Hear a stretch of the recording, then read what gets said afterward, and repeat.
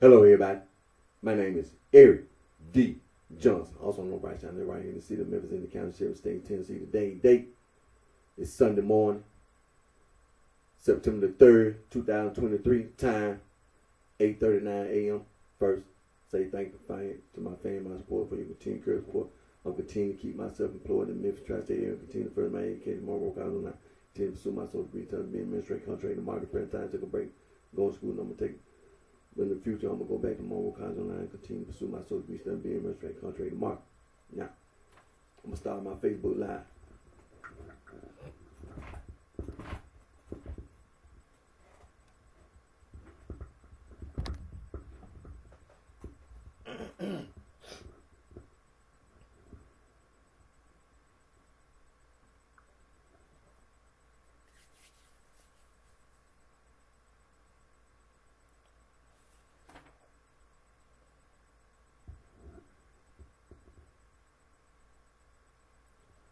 Hello, everybody.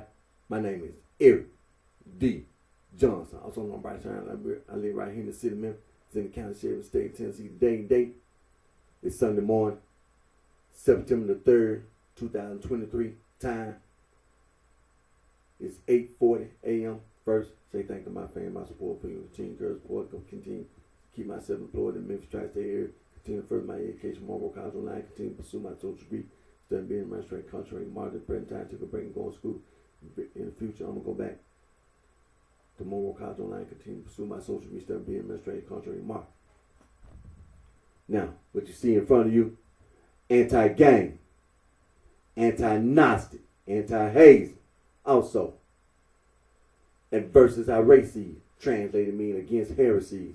Saint Irenaeus, the Bishop of Lyon, together with Saint Ignatius, the Bishop of Antioch, they wrote a 5-volume book refuting Gnosticism, proving that Gnosticism was a heresy. Also, St. Athanasius, the Bishop of Alexandria, in the year 367 AD, in his 39th festival letter, Easter letter, banned all non-Christian writing. Them Gnostic theologians were doing all this Gnostic writing.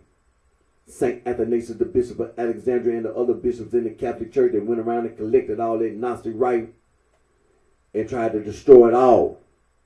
A personal person took a few copies of that Gnostic theologian writing, wrapped it in some paper, put it in a jar and buried it in Nag-Hammadi, Egypt. In 1940,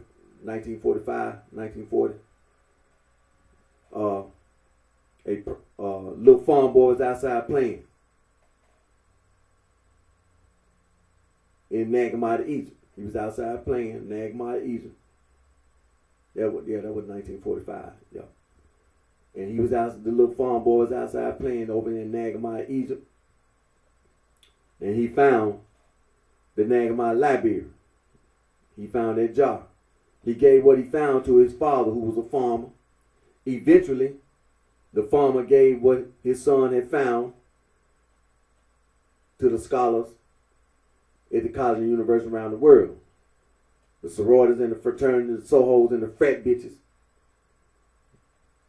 Ever since then have been going around using and misusing the Nag-Hammadi library, talking about some Gnosticism and this Western mystery tradition, Western esotericism, to victimize innocent men, women, and children, trying to kill and victimize dogs and cats, little puppies and kittens, trying to destroy wildlife, nature, and the environment, trying to destroy the North and South Pole, trying to destroy outer space, trying to destroy the universe, and trying to be self-destructive and trying to be destructive.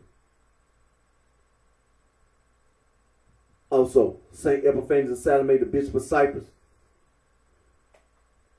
wrote a 3-volume book titled Panarium, Greek, Panarium, Latin, translated meaning bread basket. The scholars at the college and university around the world have also said that St. Epiphanius of Salome, Bishop of Cyprus, 3-volume book is also adverse heresies against heresies.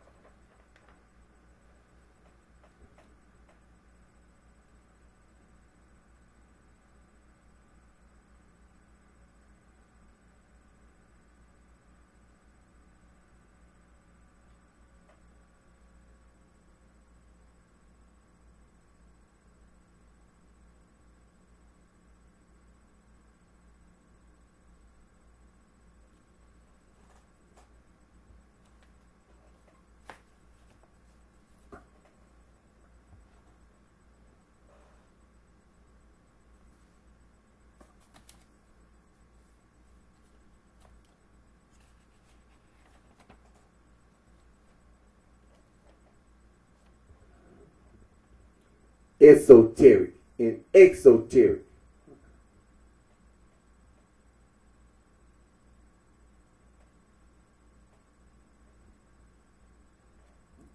Esoteric and exoteric.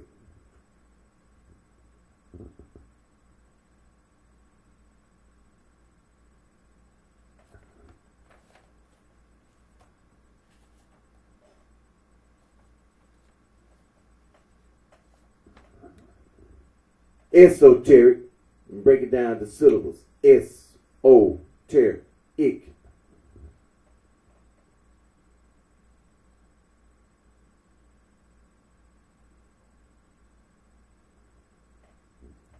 Esoteric, break it down to syllables. S-O-ter-ic.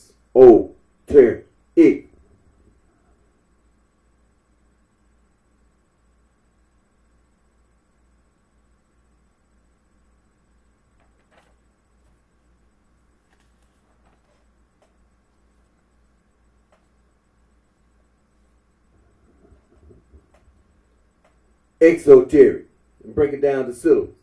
X-O-ter-ic.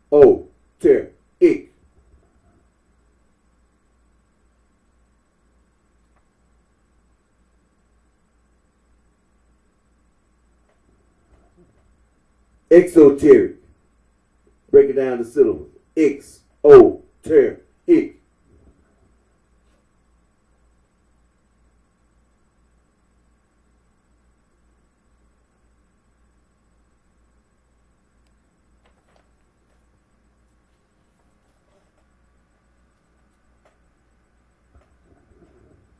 Rejecting knowledge.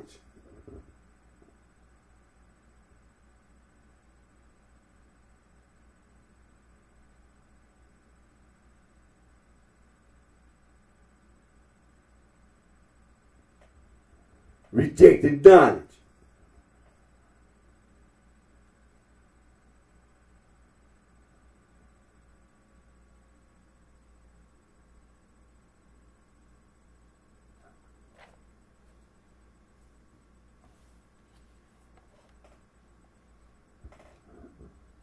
Rejecting knowledge.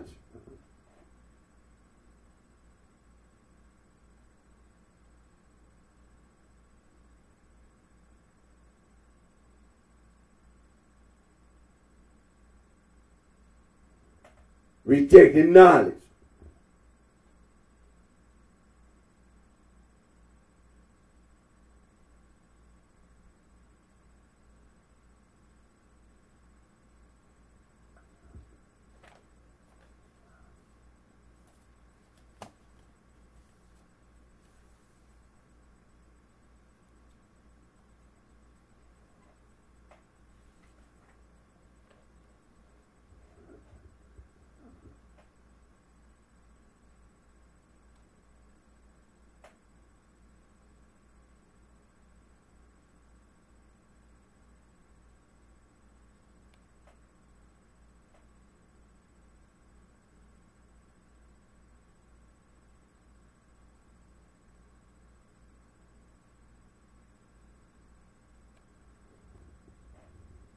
The Almighty, Vice Lord, Four Corner Hustle. The Almighty, Black Prince Stone. The Almighty, Black Disciple, Poppy. The Almighty, Mickey Cobras, Crack. The Almighty Bluefin, Black Disciple, the Black Disciple. Lord, Stone Disciple, 7-Eleven, G Killer, Gangster Disciple Killer, Glazed Donut Killer.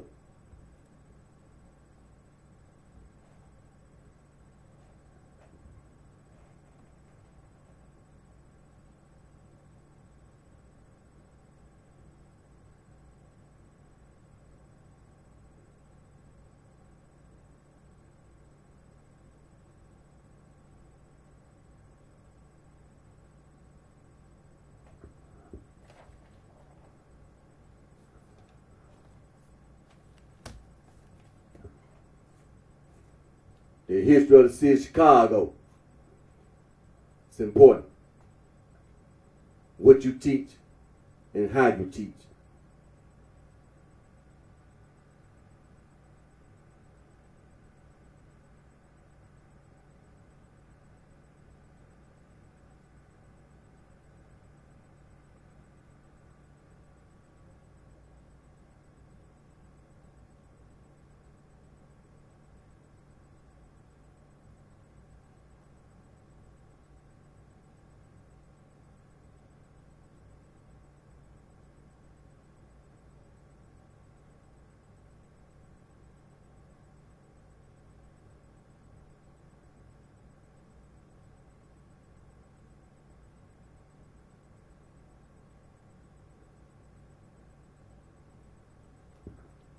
what you teach and how you teach. That's what's important. The history of the city of Chicago is important. Now today, I'm not going to do my reading today, but I'm still going to get some things done.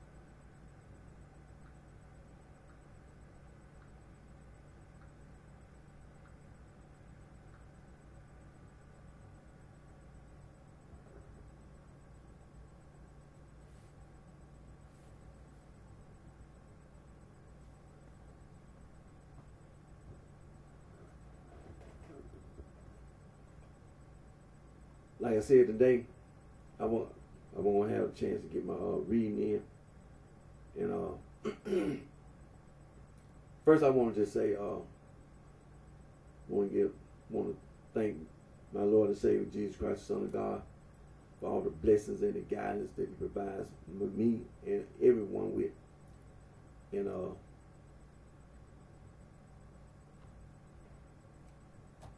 know that this weekend is a weekend, Labor Day weekend holiday here in the United States of America. It's like that last holiday before the fall, because it's September. So Labor Day, like a 4-day weekend, it always falls on a Monday.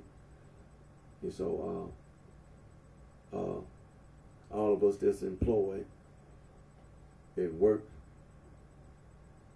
some people have to work on holidays.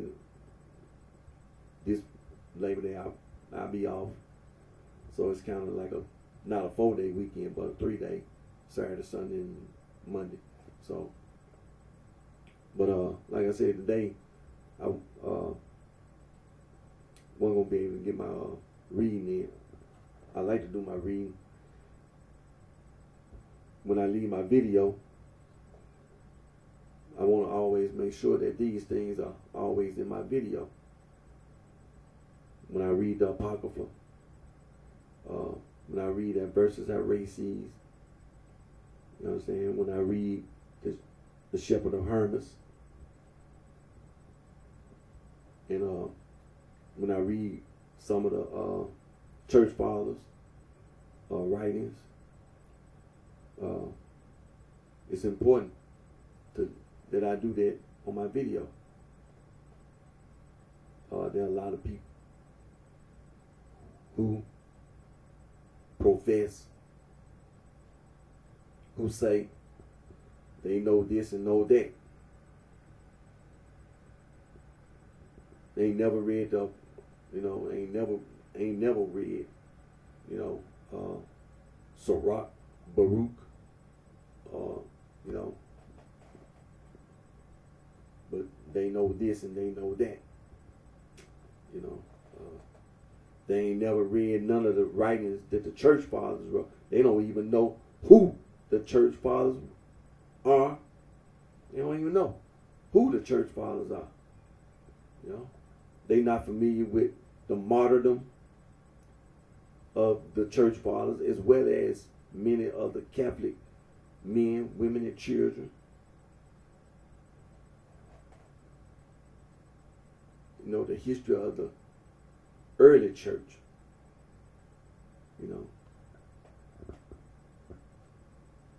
They don't know. But they know this and they know that. And so I try to read the Panorama, and things of this nature. It's important to be aware of these things. It's important. All this stuff about Gnosticism that I've been constantly, repeatedly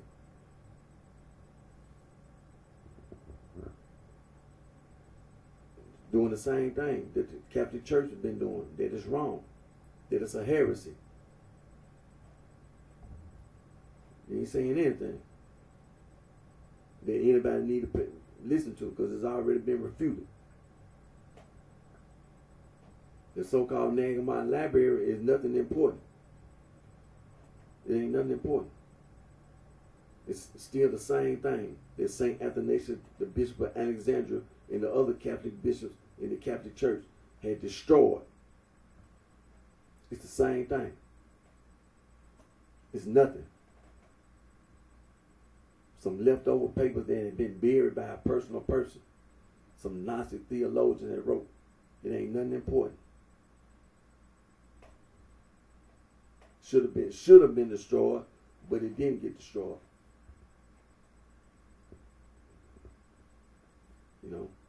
That's all that Gnostic mess is, a bunch of lies. They know a bunch of lies.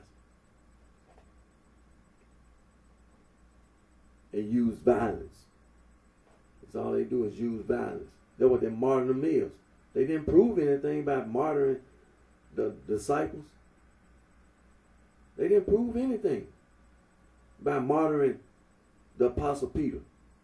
It didn't prove anything. It didn't prove that you was right. It didn't prove that the Apostle Peter didn't know what he was talking about. Crucifying our Lord and Savior Jesus Christ on the cross. It didn't prove that you was right or that you knew what you was talking about. It didn't prove anything.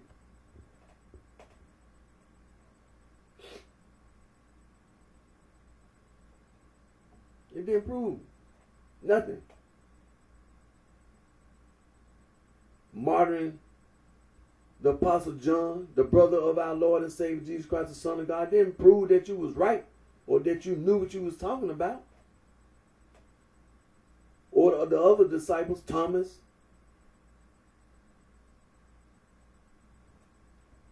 It didn't prove that you was right. Eventually, the Apostle Paul, he was martyred. He was martyred, killed.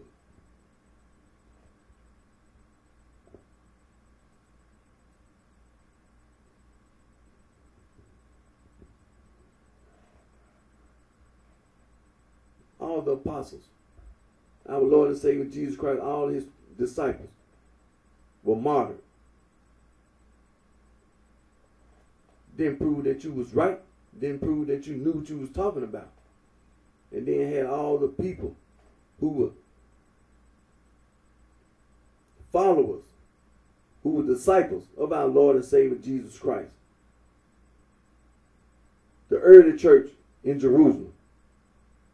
Then it spread from Jerusalem to the surrounding areas, to Antioch, who the Apostle Paul at first persecuted.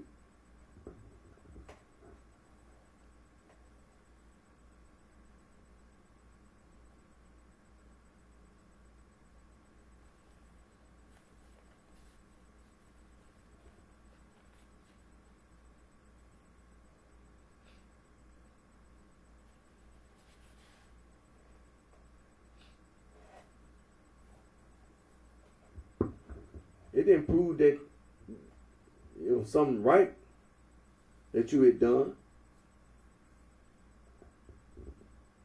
Narcissism is a lie. That's all you're doing, lying. And all that martyrdom, that's all it was, just some bunch of crazy people just going around being violent. Being violent. Didn't prove that you knew what you was talking about. It's just like today. They was going around talking about Western mystery tradition before the 1945 discovery of the Nagamon Library. They were going around talking about Western mystery tradition, Western esotericism. Going around talking about you're a Mason and all this. The Rosicrucians, the occult, voodoo, and all this other theosophy and anthroposophy. They were going around talking about all that and also exoteric. Even today, with this exoteric stuff, what's this guy named? Rudolf Steiner and all his followers. See, that's what these stupid people do. They just lie. That's all you're doing, lying. And when you lie, you use violence.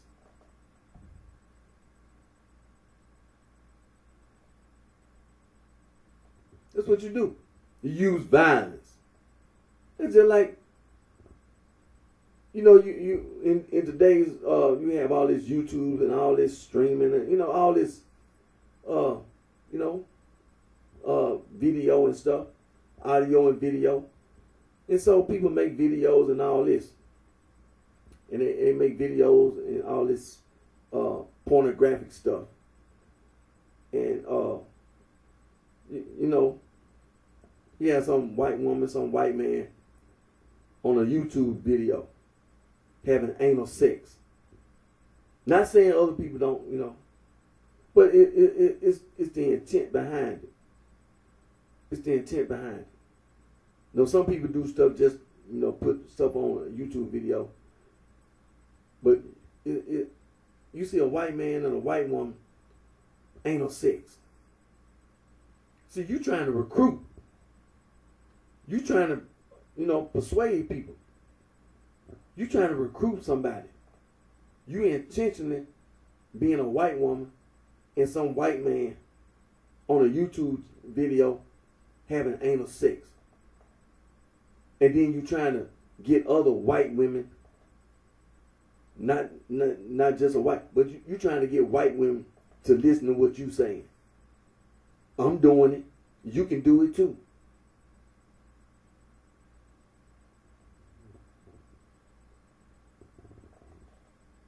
See? You ain't proved nothing. You haven't proved anything. You just up on a YouTube video having anal sex. You haven't proved anything. And then you take the same white man and white woman and they'll do another video somewhere. You'll see the same white man doing a YouTube video with another white man having anal sex. And then the white woman, she'll see that same white man that she had anal sex with having anal sex with a white man. And then the white man, he'll see that same white woman that he had anal sex with being with a woman on a YouTube video. But two women don't have a way of naturally having anal sex, so they have to use some kind of man-made device to do something like that, anal sex. But naturally, no. Naturally, a woman, a female, can't have anal sex with another female, another woman. You can't. Naturally, you can't.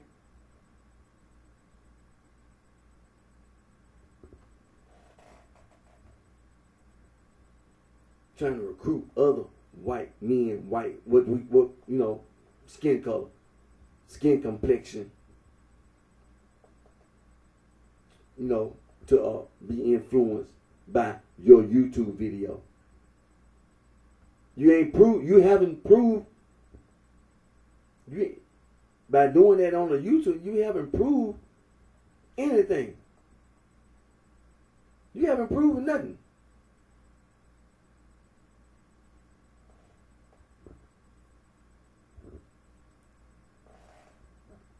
See, this is what the Catholic Church, the Roman Catholic Church, the Eastern Orthodox Catholic Church, the Oriental Orthodox Catholic Church is right about. Our Lord and Savior Jesus Christ being the Son of God. And about the disciples, the early church. Now over the years, some issues came up.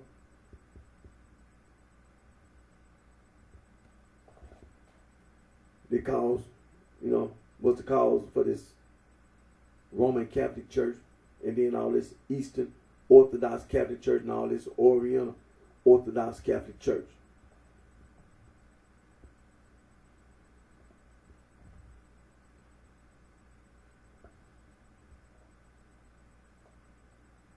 But the beautiful thing about the Catholic Church, that the Catholic Church don't use violence. The Catholic Church, Scripture and tradition. Scripture and tradition. Not violence.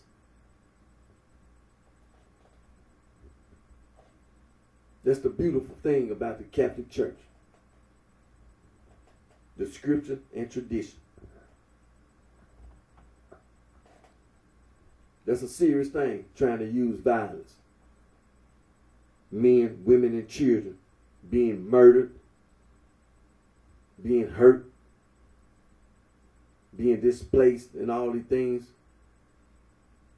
and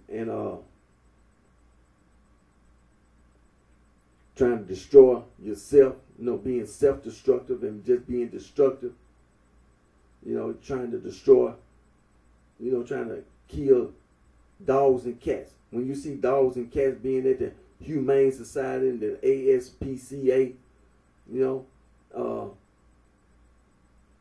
down at the animal shelter and things of this nature, you wouldn't think that people are intentionally. They are.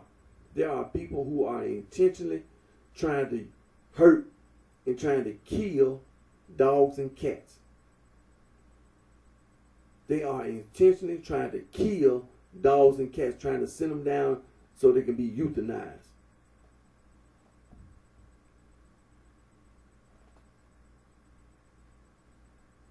Some people just don't even do that. Some people just take the dog and leave them out in the field, just out in the street somewhere so they can get hit by a car. And then try to make you think that, but they don't. There's a lot of ignorant Black/African Americans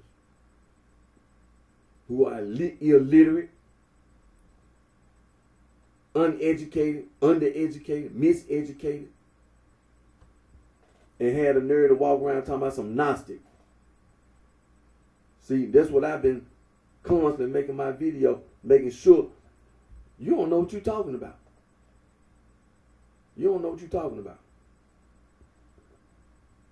You dumb, you blind, deaf, and dumb, and just some kind of, you call yourself trying to go around trying to do this and that. You just what they call a field house nigga. Blind, deaf, and dumb, field house nigga. You don't know what you're talking about. Need to get somewhere and sit down, because you're going to make somebody either hurt you or kill you, especially these women and these females.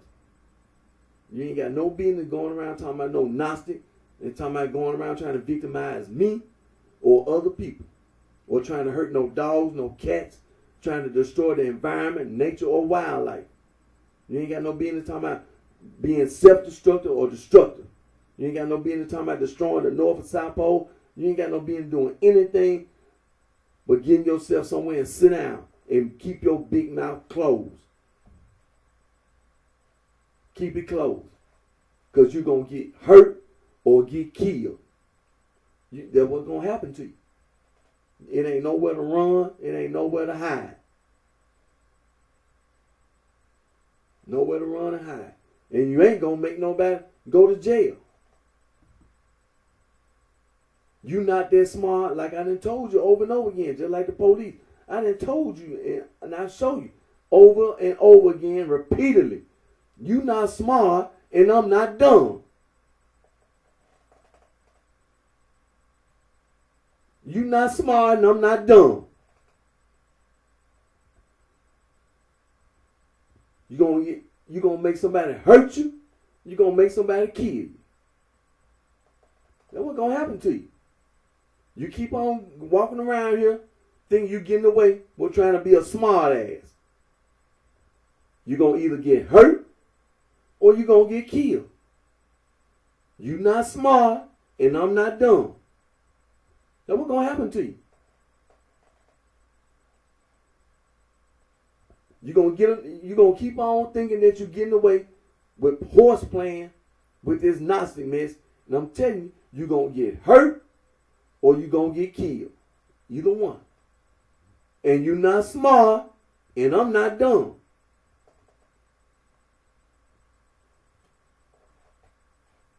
It ain't no such thing. Talking about no demiurge. There ain't no such thing. See, they took all that information and all they did was lie. All they do is lie. Something that Plato was talking about, and people back in them days talking about this demiurge, what the Gnostics said is a lie. Plato had wrote that book Timaeus or Timaeus. I started reading on it. I haven't. Sometimes I know I haven't really just taken the time to really actually. But I'm aware of it. I'm aware of the book, and I do intend to actually sit, really get into the reading. But I'm aware of it.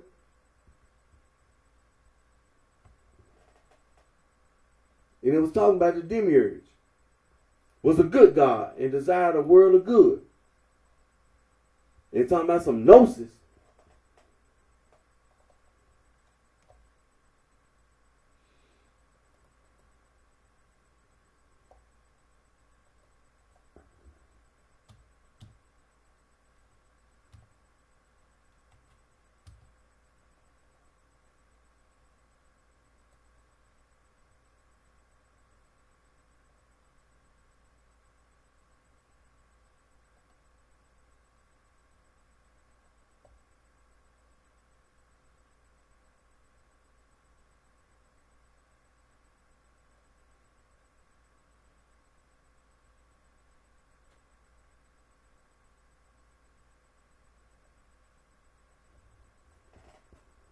Now see, this is how you take information and distort it. The word gnosis is just knowledge in the Greek language. When you talk about some Gnosticism,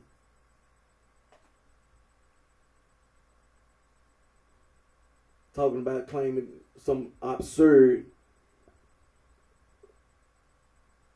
talking about some spiritual knowledge, insight into humanity's real nature is divine, leading to the deliverance of the divine spark within humanity from the constraints of earthly existence. Now, if you want to sit around and wait for some divine spark to be delivered from your so-called earthly existence, now when you keep running your mouth, don't you even dare to try to make yourself sound like you know what you're talking about. Don't you even dare. Because ain't nobody got to be sitting around waiting on no damn spark to be delivered.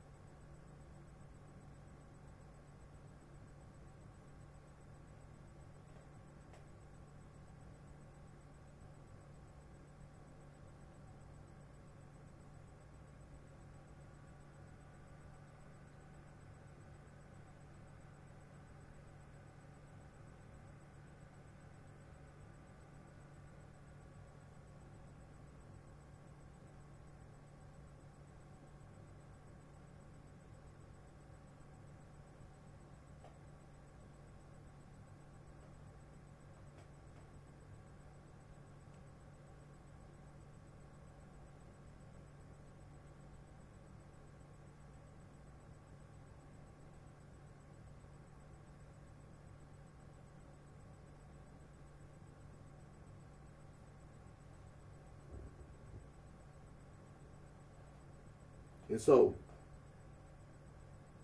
it ain't nothing about no divine spark being delivered that people got to be sitting around and waiting. See, this is what I've been saying all the time. See, if you're not aware of theology and religious studies, and if you're not aware of behavioral science and social sciences, that would cause a problem. If you're not even a little bit aware of behavioral science, social science. See, talking about the higher power is not something new. It goes all the way back. And so there are many people living on this earth and have been living on this earth for a very, very long, long time. And like I always say, like I've been saying, for behavior science, social science. For example, talking about humanity. Well, that's what the anthropologists do. They go around all these people around the world and study people's culture and customs. And all this stuff you're talking about, the higher power. It goes way back. People living in Asia. People living on the continent of Africa.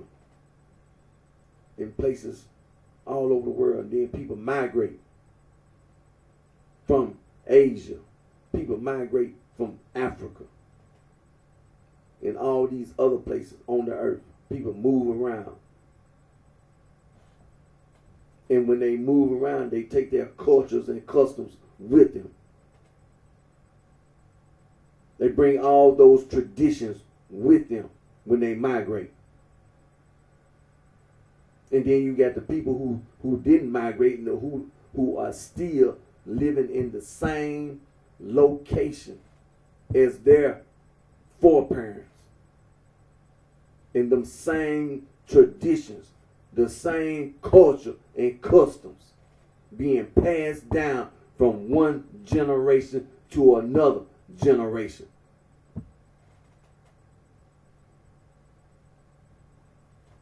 And you talking about this higher power. And then what was that you were saying? Something about some gnosis, spiritual knowledge. No, not gnosis is knowledge. And then you claim this Gnostic stuff, talking about some spiritual knowledge. Ain't nobody gonna run from you. Ain't nobody running from you. Talking about some spiritual knowledge. The divine spark. When you be talking like that, I mean, what make you think you sound right? This stuff you speak English and this stuff you talking. And this divine spark is constrained and gonna be delivered from this earthly. Who you think you supposed to be talking to? Who you think you supposed to be?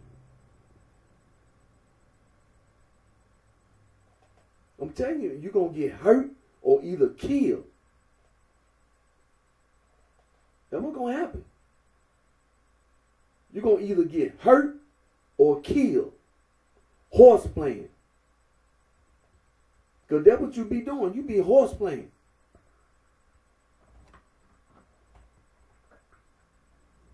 You're going to either get hurt or killed.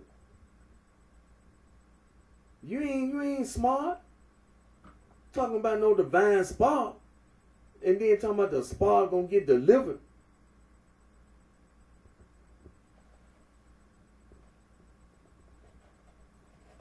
From its constraint, from its earth. If you're not aware of theology and you're not aware of religious studies, get somewhere and sit down. Get somewhere. If you can't even go to Wikipedia and the quick reference and comprehend what the people in theology and religious studies have already told you, and then the information. Some of the information is on Wikipedia. It's on the World Wide Web. This stuff is being talked about constantly at the colleges and universities around the world. If you're not aware of theology and religious studies, nothing that you're talking about is right. It's a whole lot of people walking around got a PhD in theology and religious studies in the Catholic Church, the bishop and the deacon. It ain't nothing they not aware of. Talking about some divine spark being delivered.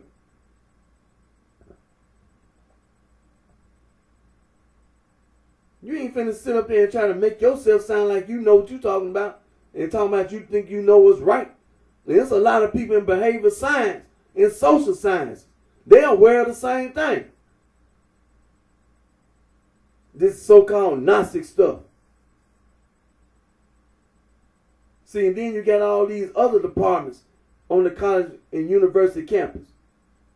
See, a lot of them people, them to be the people that be walking around like these doctors and lawyers and people in IT, and you got all these people in business. See, you got a lot of people who not aware of theology and religious stuff in these other departments on the college and university campus. They should make themselves aware, but they're not. And then you got out here in America, in the United States of America, the college and university campus, you got this sorority and fraternity.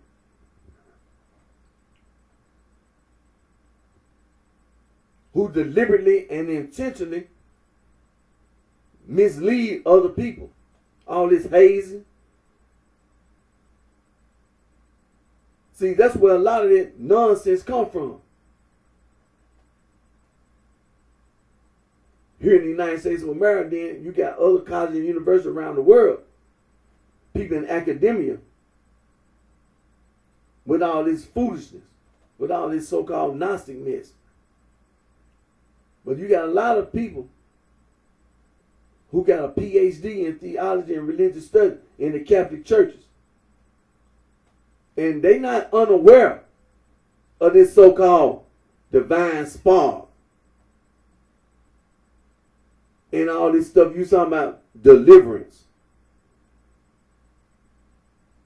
Talking about some kind of divine spark is constrained in the earth division. You ain't saying nothing that anybody got to pay any attention to.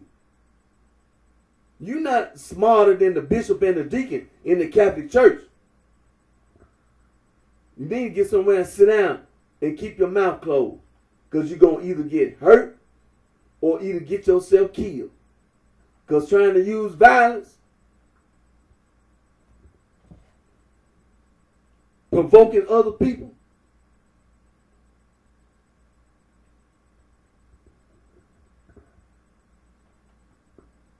only thing you're going to do is get yourself hurt or killed.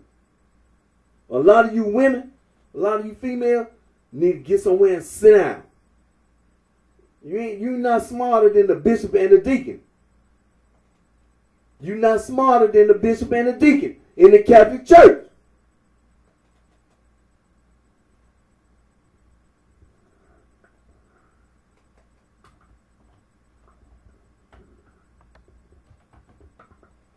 That's all. That's straight to the point. You're not smarter than the deacon.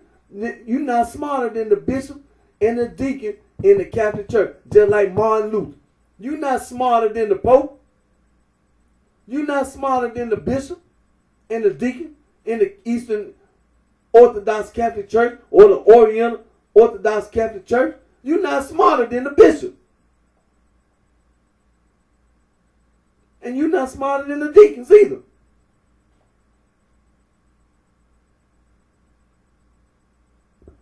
Talking about some 95 thesis. You're not smarter than the Pope.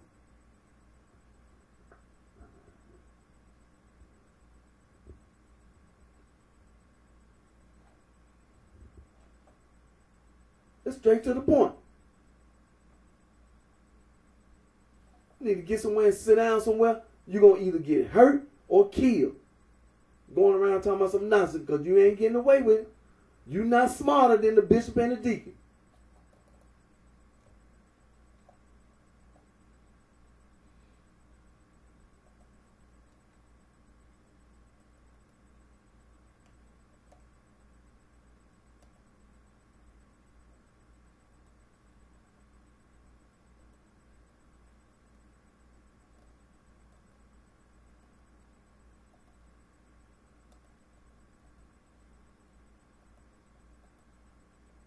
Just like I was saying last time I made my video. All the vice lords and all the conservative vice lords and all the vice lords in Chicago, in the state of Illinois, and the surrounding states.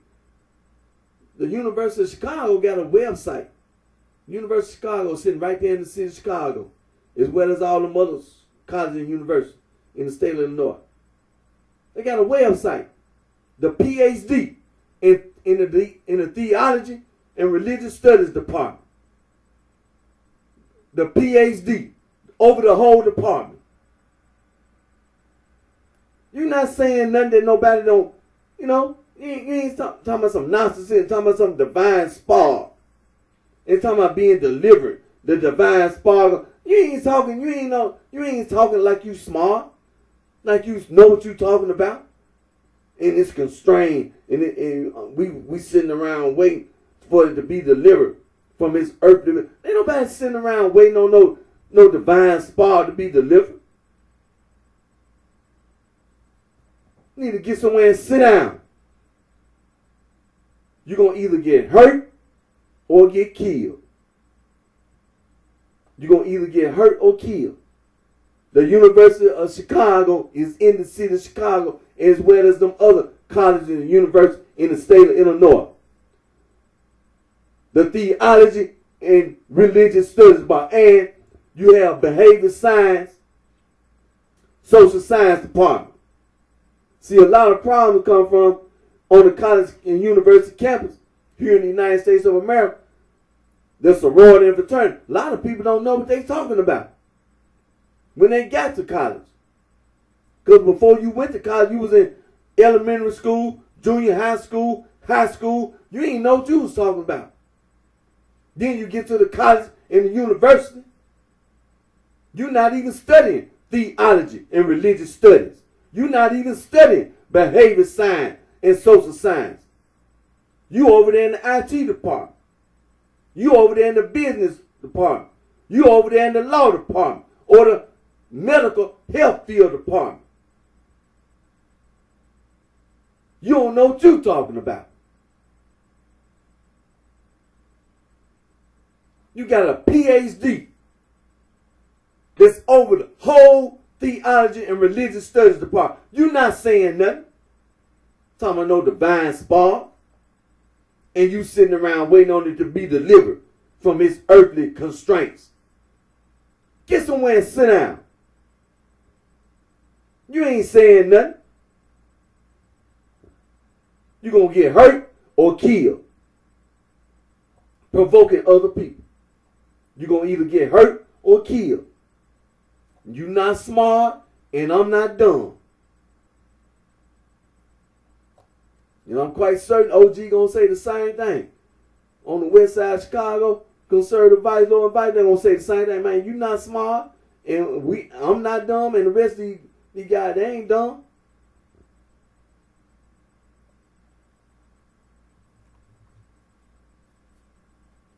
Sitting around talking like the PhD gonna sit around here. Ain't nobody sitting around listening to that nonsense. And then like they're supposed to make you smart. The gnosis. You know, like you trying like you so intelligent or something. Man, you ain't talking about nothing. And then the Nazis sit around talking about the demiurge. That's what Plato was talking about. The demiurge. You're going to take the information from this man and then what Plato had said in his book, the Timaeus or Timaeus, talking about this God.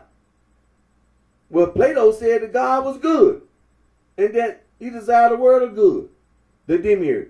So there again, I mean, the stuff you be talking about, you just be lying. You just be lying.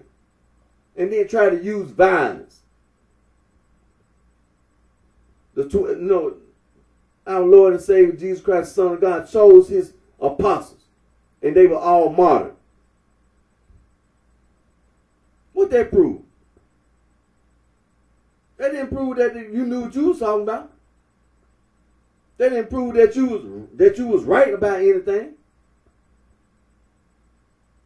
You just a daggone murderer. You know, you just go around killing people, being violent, and committing all kind of offenses, being a sinner, being sinful, committing sin. Need to repent. Our Lord and Savior Jesus Christ walking up and down the shoreline saying, repent, for the kingdom of heaven is hand. and his forerunner, John the Baptist. Repent.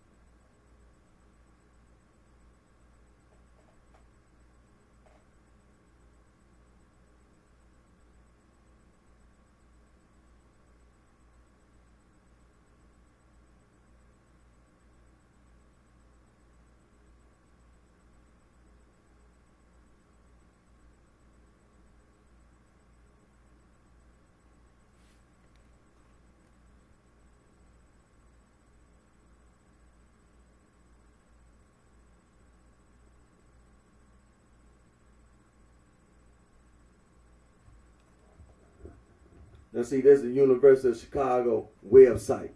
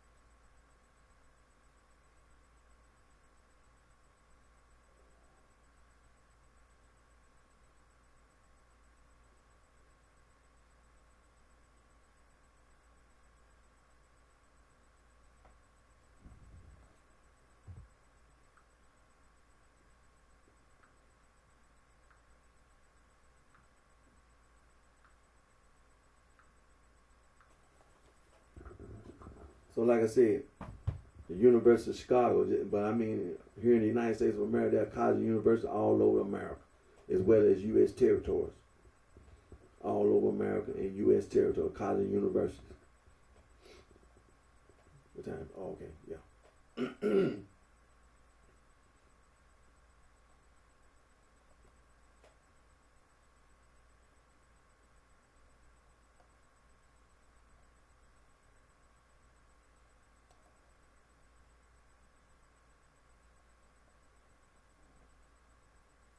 The history of vice lord.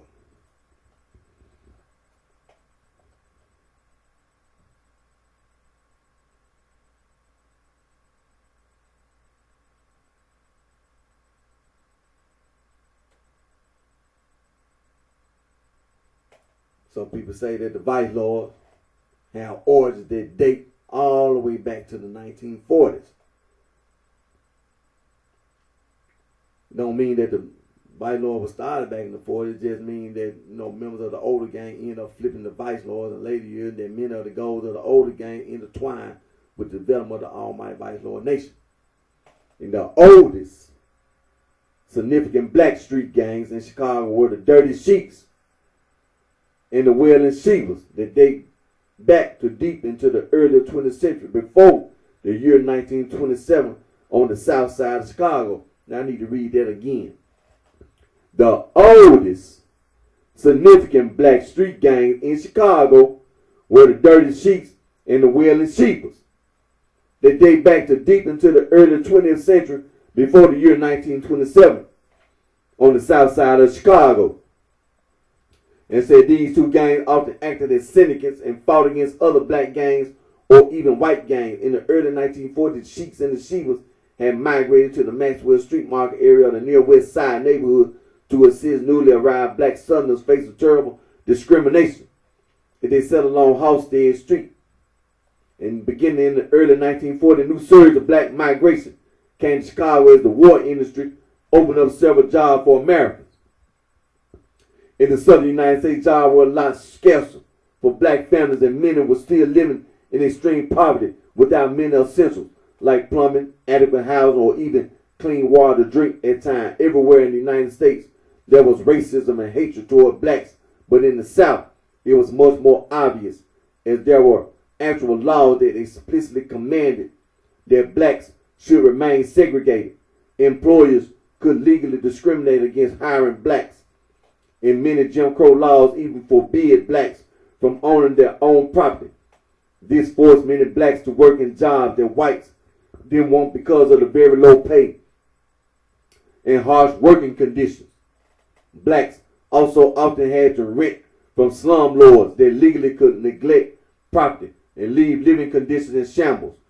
There was not much representation for the black community these years, but there was plenty of representation for the white Southerners in favor of these harsh treatments, including the Ku Klux Klan that often roamed through shanty towns that blacks lived in and enforced these Jim Crow laws harshly. Blacks have been migrating from the South to Chicago since the 1860s, but there was not much of a call for blacks to take the risk and travel up to Chicago until the Chicago Defender newspaper began sending issues of their paper down south, informing black families about the success that some black families experienced after moving. The paper began circulation in 1916 and sparked the third wave of black migration, which also became the first big wave as families got settled and some reported a better life in the 1920s. It brought more families until a lull happened in the 1930s during the Great Depression. In the early 1940s, once again being reported that Chicago was the promised land. And in many ways, Chicago was a much better alternative to living in the Jim Crow South. But Chicago would also bring new horrors to black families that was not mentioned in Chicago film. Family would now trade one form of a nightmare for another.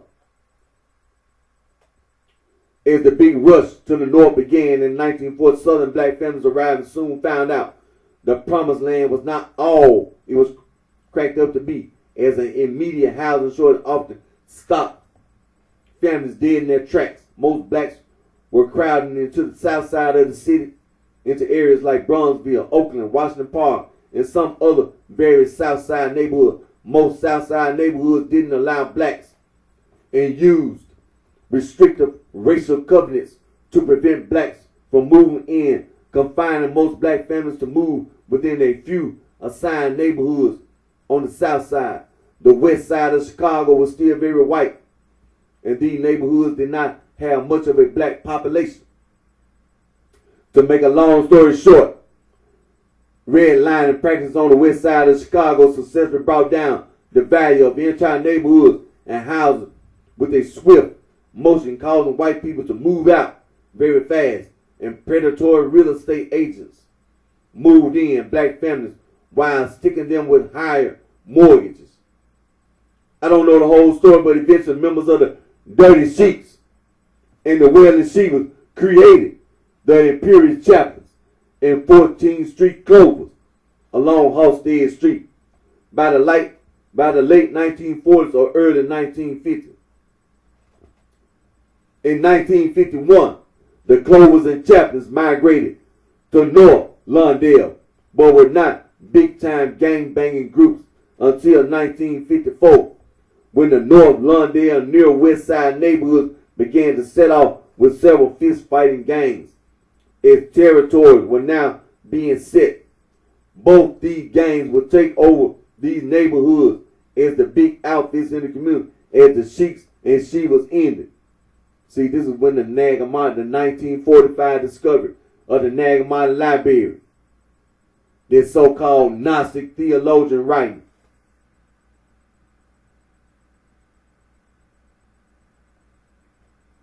North Lawndale was a neighborhood that became conquered by predatory slumlords in 1955 after they purchased the vast majority of rental property. Mo M. Foreman, Al Berlin, Joseph Burke, Lou Wolf, and Gilbert Balin became the most notorious of slumlords, renting below substandard property to impoverished southern black families without maintaining the business. Impoverished families had no choice but to live in these conditions because they couldn't afford anywhere else to go. And other, mostly white neighborhoods were hostile toward black families, even after the covenants were lifted. North Lawndale rapidly declined and many businesses closed and business became deteriorated. In the mid-1950s, crime began to run rampant as criminals from outside the neighborhood drifted in and wreaked havoc or committed hate crimes. Families were stuffed into slum buildings in substandard conditions. There was no centralized heat as families needed to gather near antique wood burning stoves in the middle of the living room. The neighborhood lacked parks and recreation, leaving many black youths facing boredom, poverty, and frustration. Youths began to gather in numbers and occupy their time by harassing each other and starting fights just for fun. Pre-existing youth clubs in the community soon converted into street gangs like Imperial Chapters and Clovers, while many new gangs were formed that were of a more violent breed than the original Clovers and Chapters. One such gang was the Egyptian Cobras. They came to North Lawndale from Maxwell Street Market area in 1955. It got to the point in the later 1950s where young black youth growing up in North Lawndale couldn't go anywhere or do anything without being in a gang. If we think forced gang recruitment is harsh in modern time, it was worse back in the 50s and 60s as gangs took ownership of every piece of public property on the west side. You couldn't go to the pool, the park, the theater, or even the grocery store without some gang harassing you. Even if a young black youth just tried to walk to school or go anywhere, they were constantly harassed to join gangs and were beaten and bullied if they didn't join and still wanted to venture into certain areas. If you didn't want to join a gang, there wasn't much you could do in the community for recreation. It got to the point where youth need to make a tough decision, and that was which gang to join. The decision of which gang to join will all depend on what activity the youth wanted to get involved in. Did they like playing at the park more? Did they like the theater? Was the pool the most important thing? Another deciding factor for joining the gang was determining which gang hung out in the vicinity of where they live. It is much harder to join a gang from the other side of North Lawndale when the gang outside your window is a rival. Starting out the year 1957, the gangs of North Lawndale and the near west side reached a new level of violence as gangs now began beating each other with weapons, stabbing each other with knives, or even shooting each other with guns. The gangs had now reached a new level of ferocity. By the year 1957, the Clovers were the dominating gang in North Lawndale, with the Egyptian Cobras quickly growing just behind them. The Clovers were said to be one of the toughest gangs out there, and at the time, they also ruled the Maxwell Street Market streets on Halstead. The Clover toughness and dominance caught the attention of the Chicago police in March of 1957, when the police began their massive crackdown on black Chicago street gangs on the west side, mainly Clovers and the Egyptian Cobras. Fillmore District Captain Thomas J. O'Donnell ordered a sweep of black gangs in the Lawndale area, and it ended up being a haphazard and violent process where young black youth were beaten badly and incarcerated. Many cops would burn kids with cigarettes and whip them with belts or punch them in the face. This all led to the James Halsell affair in May of 1957, where James Halsell Clover was charged with very minor misdemeanors, yet he was beaten savagely with belts for 6 hours. This sparked an investigation from the American Civil Liberties Union, Federal Bureau of Investigation, the Executive Board of the Chicago Youth Centers, a citywide gang outreach organization. Despite the investigation, the police sweeps continued into 1958, and several black youth were arrested, and many were sent to juvenile facilities. During the sweeps of 1957 to 1958, a 15-year-old youth by the name of Edwin Pepelo Perry and his group, the Phantom Burglars, were arrested for burglary and brought to the Illinois Youth Center, St. Charles Reformatory in St. Charles, Illinois. In 1957, when Pepelo was 14 years old, he left home and began living on his own, involved in a life of crime, mainly burglary. Pepelo wanted to become a member of one of the larger outfits at the time, the Imperial Chapter. But when he visited their lair to speak to Big John, the leader of the chapter, Big John said, "We don't want no punk motherfucker in the organization." It is a mystery why Big John wouldn't let him in, since Pep was 6'1" and 190 pounds. Fast on his feet and with his hands. One thing for sure, Big John made a big mistake not letting Pep in, but of course, if it wasn't for this chain of events, we wouldn't have the Vice Lord today. Source, A Nation of Law, the autobiography of the Vice Lord, 2nd edition. Pep was assigned to stay at the Hardin Cottage at the reformatory when he found out his friend from the neighborhood, Leonard Kyle Calloway, was staying in the reformatory where Pep had already gained a reputation as a hell of a boxer and exhibited leadership quality. He also was known for getting new guys in line coming into the facility. Pep somehow arranged for Kyle to be transferred to his cottage, and the boys came together, and Hardin Calloway was a member of the Imperial Chapter and was Pep's sponsor to gain membership to the chapter. But of course, that didn't go as planned back in 1957. Now in 1958, the two were in Hardin Cottage together and decided to click up. They also clicked up with Ernest Wren, who was also in the Imperial Chapter. The boys got together with Toho, Ralph Bonds, Maurice Miller, and one other that I don't know. As far as I know, only Cal and Wren were in gangs already.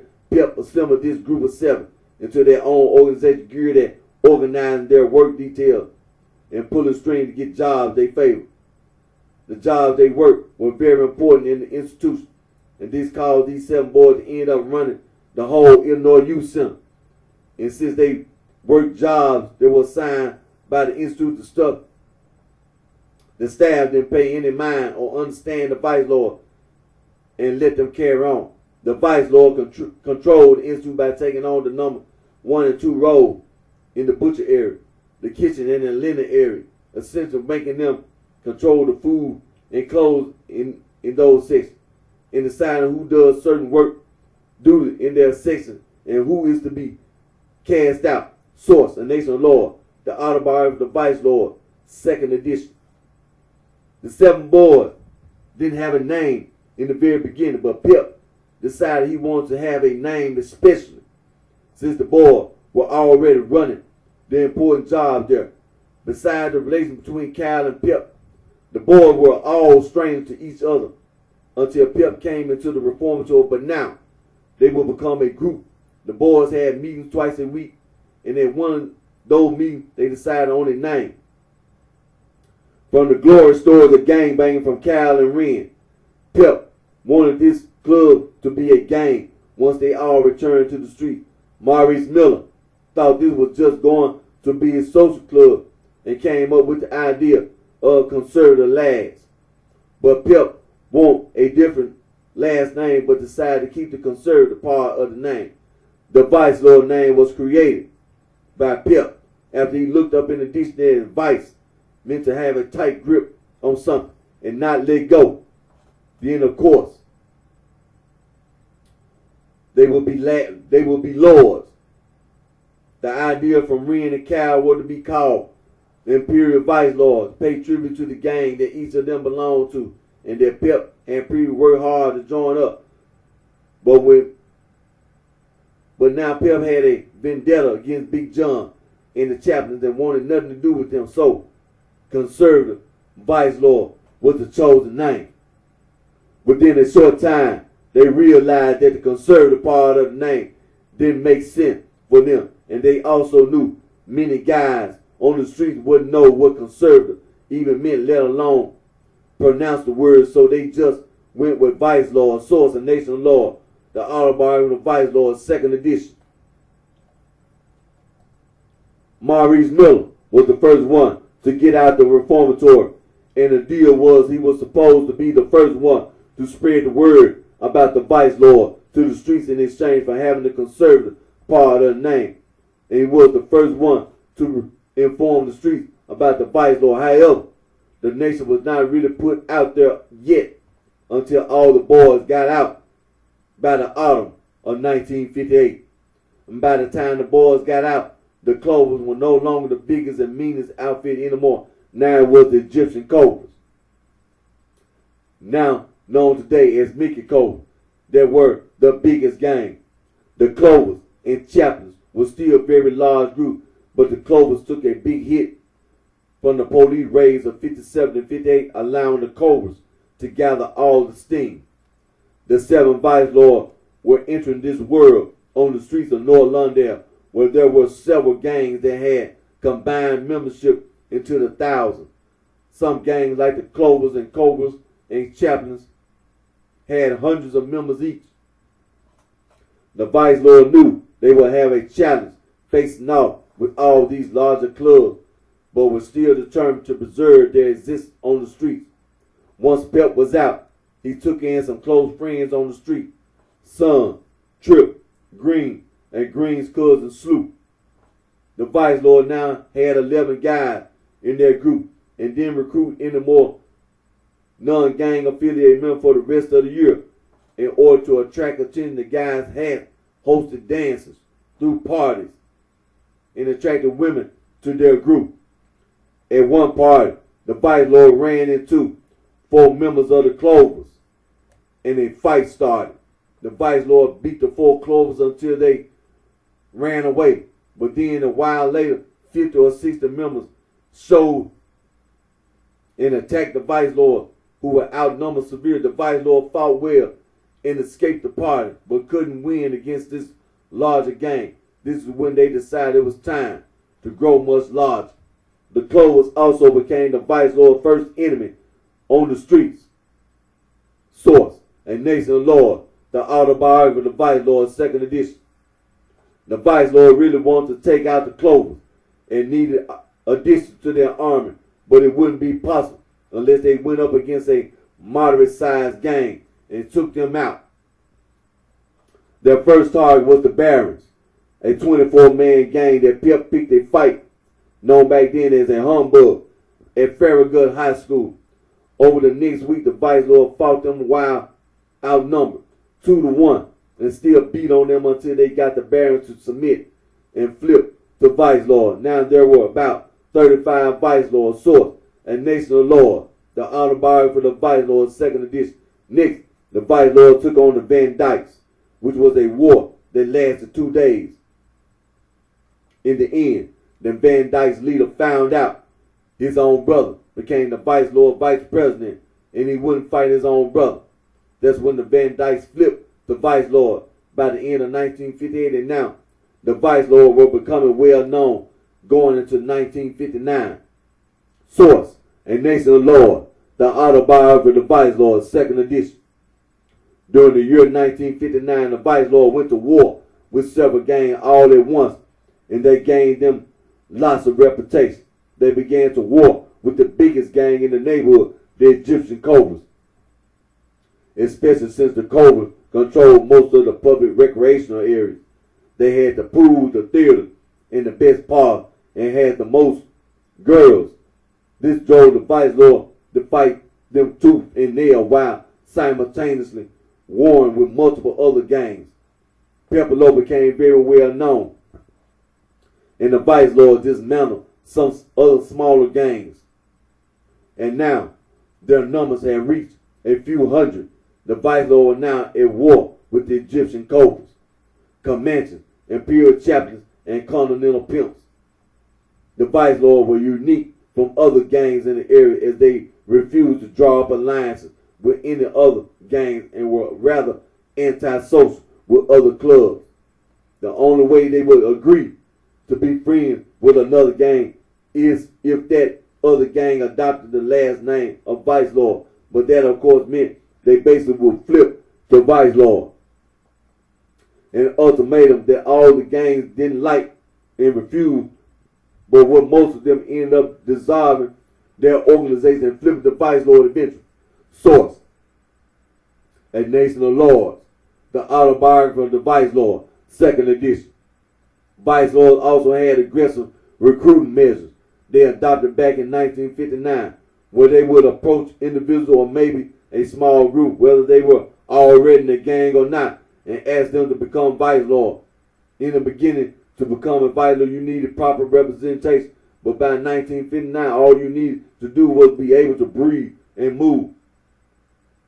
And you would be asked to join, and if they said they wanted to, it was made to happen right on the spot with no initiation ritual.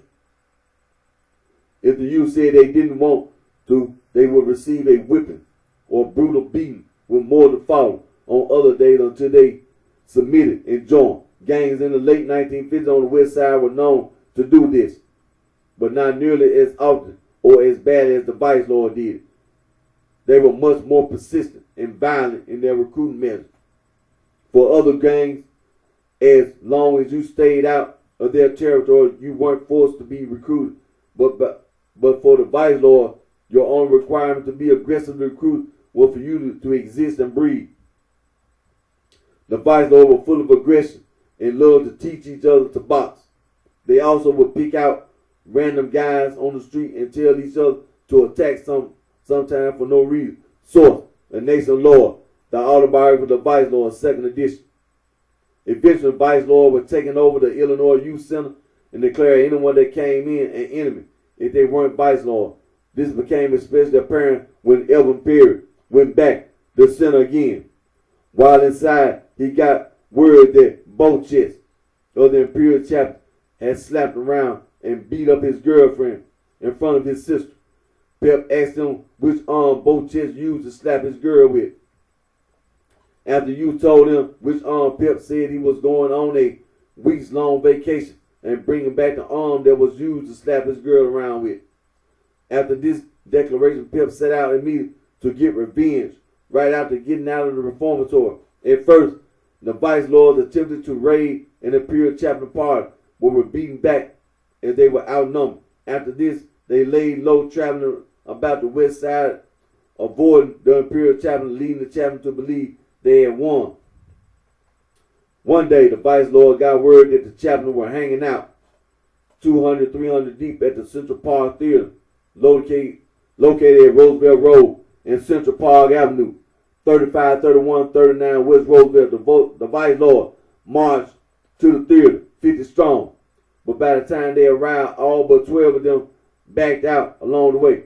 Pip, Bate, Stuckey, Toho, Yancey, Wren, Tripp, McLemore, Big George, and 3 others went at it with about 90 members of the Imperial Chapel, while all the rest watched the fight. Despite being heavily outnumbered by 9-1, the Vice Lord were beating them back and put a good hurting on the chaplain until they got out the theater. The chaplain then chased the Vice Lord and caught Wren and jumped him.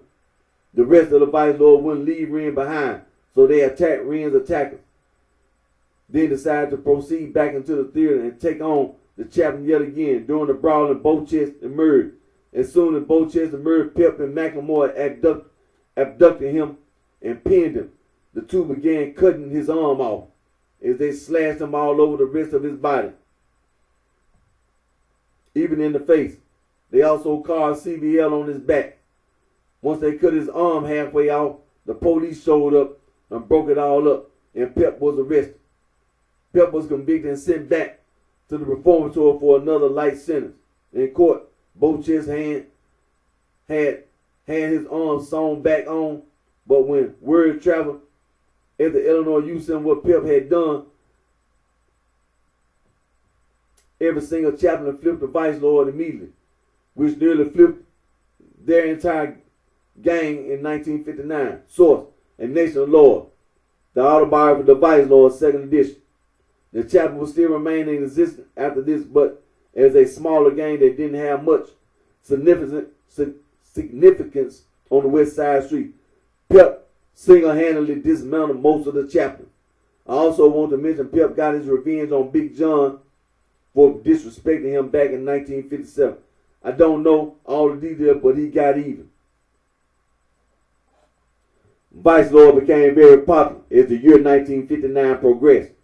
Packs of Vice Lords all over North London took out one small group after another and destroyed small gangs, forcing them to flip. Many youngsters also began admiring the Vice Lord style of wearing a black cape with gold lettering and an earring placed in one ear before it was even close to popular for males to wear earrings. The Vice Lord new symbols were admired as Maurice Calloway came up with the idea for the top hat, cane, and gloves. Calloway made the cane spell out CVL and used his skull wearing the top hat, bow tie, and cigarette holder with smoke coming out of the skull. The capes were a total Vice Lord thing and often used to hide shotguns and other guns. That's why police made Vice Lord take them off. Source: A Nation of Lord, the autobiography of the Vice Lord, 2nd edition. The Vice Lord became a serious force to be reckoned with and began to spread fear in the neighborhoods. They dismantled the bandits and the Spanish counts, not a Hispanic gang, groups, and then exercised a curfew for other gangs on the streets. If any other gang was out after 9 p.m., they were severely beaten. Only Vice Lord could roam the streets at night. Nobody else. This display of sheer power gained the Vice Lord more momentum and was making them graduate to become the kings of the streets. The Vice Lord went anywhere they wanted and didn't feel the need to claim certain territory like the other gangs did. One day they were hanging out in one area, then the next it was elsewhere. This made it tough for police to track their homes. They also had no respect for other gangs' turf, and if any gang had a problem, the Vice Lord were always overflowing with eagerness to fight over it.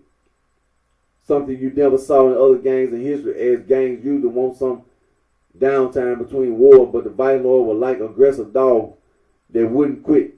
The Vice Lord only had one set location for meeting back in 1959. That was 2135 South Millard and Ogden Avenue in North Lawndale. Source: A Nation of Lord, the autobiography of the Vice Lord, 2nd edition. In the year 1960, Pip got out of the juvenile center again, and now he was 17 years old. He got word that one of his top lieutenant posse had flipped to a morphin.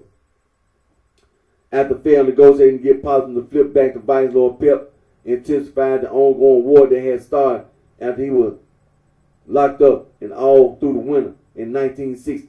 The vice lord kept coming at the Morphin until they finally surrendered, and their leadership, including Potts, joined the vice lord, thus dissolving the Morphin. Source: A Nation Lord, the autobiography of the vice lord, 2nd edition. Next on the agenda was taking down the Cherokees that ruled Theodore Herzl School located at 15th and Ridgeway. The Cherokees also dominated 16th Street back then and were known for being very tough. The vice lord fought the Cherokee for a few days and took over Herzl School, but were not satisfied enough. The vice lord called for a meeting with Cherokee leaders about surrendering and flipping the vice lord. The Cherokee refused. After a refusal by the Cherokee, the vice lord violently attacked the Cherokee, hurting their members badly, busting heads until they took 16th Street away from the Cherokee, forcing most of the Cherokee to flip the vice lord. Some Cherokee flipped to Egyptian code while others flipped to Imperial Knights, and that's when the Imperial Knights were next on the agenda. They beat on the Knights for a month until every member of the Knights flipped the vice lord. Source: A Nation Lord, the autobiography of the vice lord, 2nd edition. Next up were the Braves. The vice lord was sick of the Braves messing with young vice lord, and now it was time for payback and domination. The Braves were a big game and even were located in the ABLA projects and Henry Home projects in the near West Side neighborhood. After a 3-month war, the vice lord destroyed the Braves, and this only left one other big game, the Egyptian Cobra. Source: A Nation Lord, the autobiography of the vice lord, 2nd edition. Vice lords spread outside the North Lawndale community in the year 1960 as they landed in the near West Side neighborhood of East Garfield Park after defeating the Braves, where they began to exercise domination over those communities. This also the year the vice lord dismantled the Clovers and fought their way into the ABLA projects in the Henry Homer project. Thus, 1960 was the year vice lord landed in the ABLA and Henry Homer home. The Cobras were fierce competition and wanted their claim to claim all of the North Lawndale, and from Pulaski Road all the way east to the end of the neighborhood, it was now vice lord territory. The vice lord wanted the Cobras to completely lead the west side of Chicago entirely, especially since the vice lord now had dominance over west of Pulaski in K-Town. After giving an ultimatum in 1960 for the Cobras to leave, and the Cobras turned it down, a big brawling war ensued. They called Pep to stab one of their lieutenants in the neck. The lieutenant then called the police on Pep, and this time Pep was tried as an adult, being 17 years old, and was sentenced to 6 months in Cook County Jail. After Pep went in, the Cobras were beaten back on the vice lord, which led to the death of D.D. after Cobra shot him with a high-powered rifle during a brawl with the Cobra. D.D. was only 16 years old and was a leader of Pee Wee members. After the death of D.D., Pep was enraged and told his fellow lord that when he got out, the Cobra better be softened up.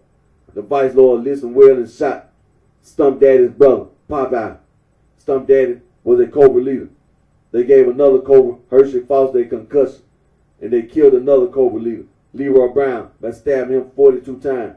The vice lord then kept on hitting the Cobra hard until when Pep got out, the Cobra was indeed softened up and even backed off. Source: A Nation Lord, the autobiography of the vice lord, 2nd edition.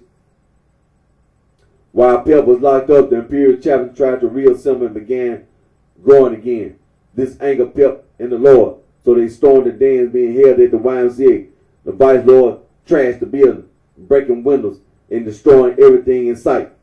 The YMCA then called the police on the vice lord and Pep.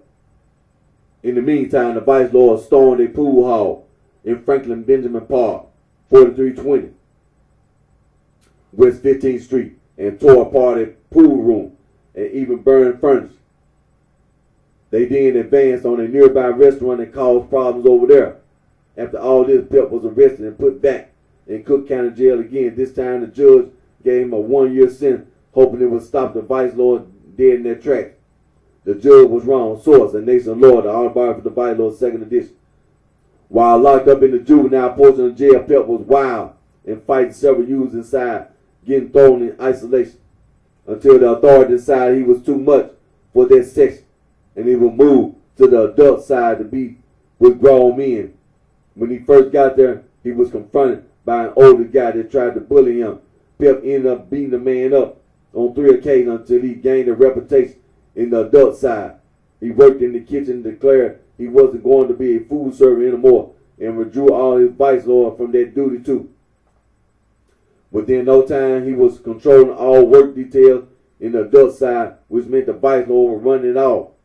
The vice lord were well taken care of, getting preferences of the best clothes, the best food, and the best sleeping arrangement.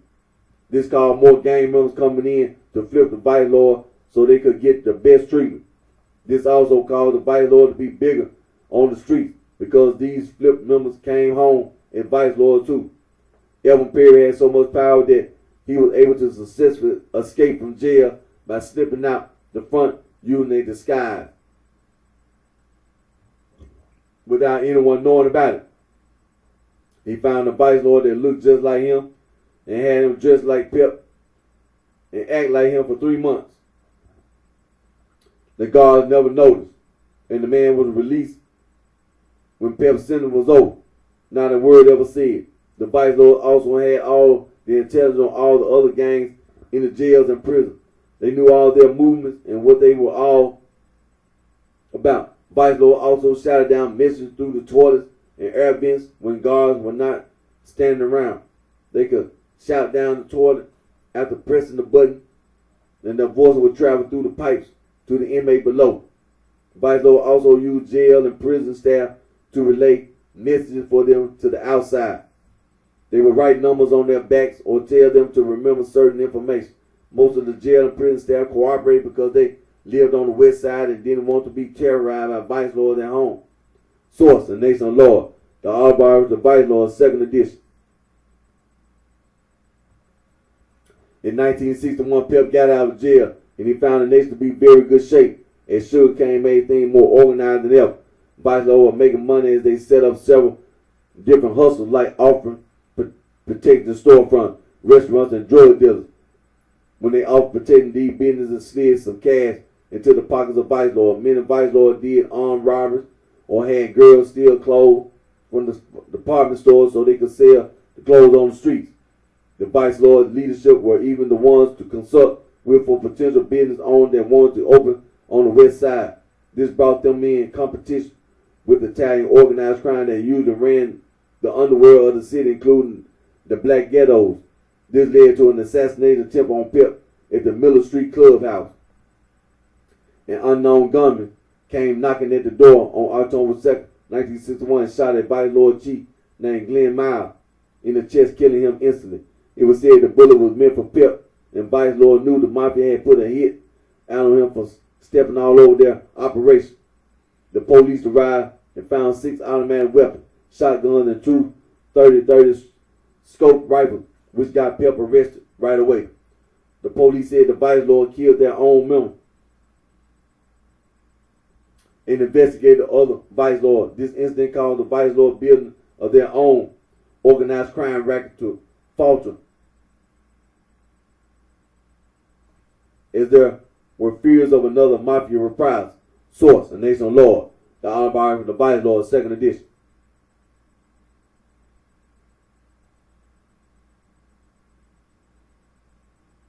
Vice Lord began to focus on quicker ways to make money. After failed syndicate activities, they opened up their own auto theft operation.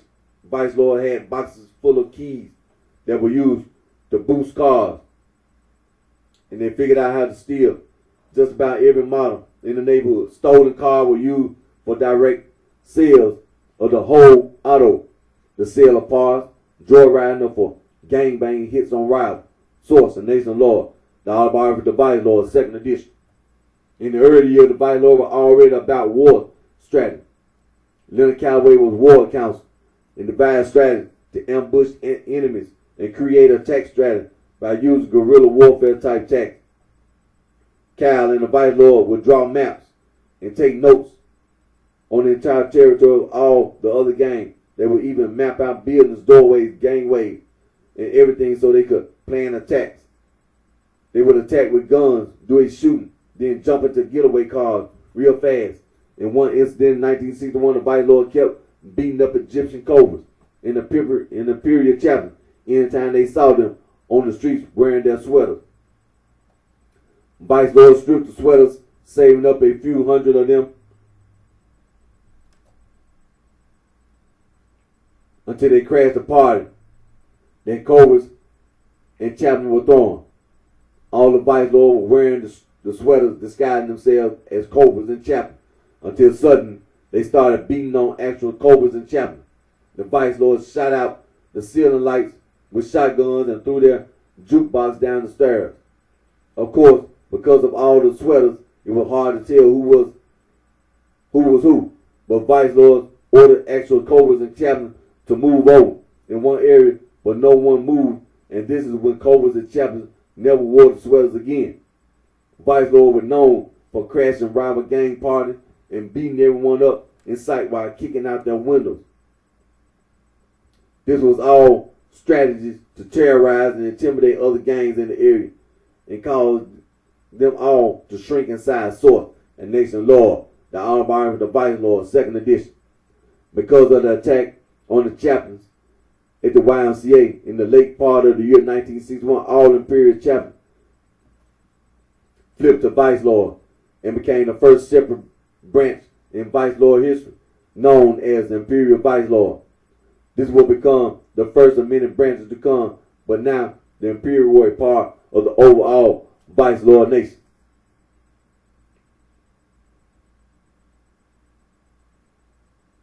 In the early part of the year 1962, CHA officers began reporting recruitment drives at the Cabrini Green public housing project in the near north side community. Shortly after this, a 17-year-old Vice Lord affiliated Cabrini Green resident Alfonso House Jr. shot a peanut vendor to death in the complex. The Vice Lord had arrived in Cabrini Green in 1962, and this gave birth to their 502 Oak Street territory, mainly by the buildings near Oak and Hudson. Vice Lord also settled outside of the projects in the near north side Tupper area, near the Ranch Triangle, near the shabby areas near North Avenue.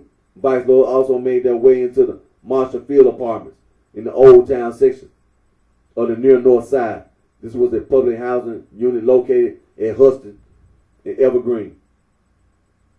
The Vice Lord further expanded to a white community as they landed in Wicker Park in 1962. This neighborhood had a small black community since 1958 at the intersection of Bell and Levitt.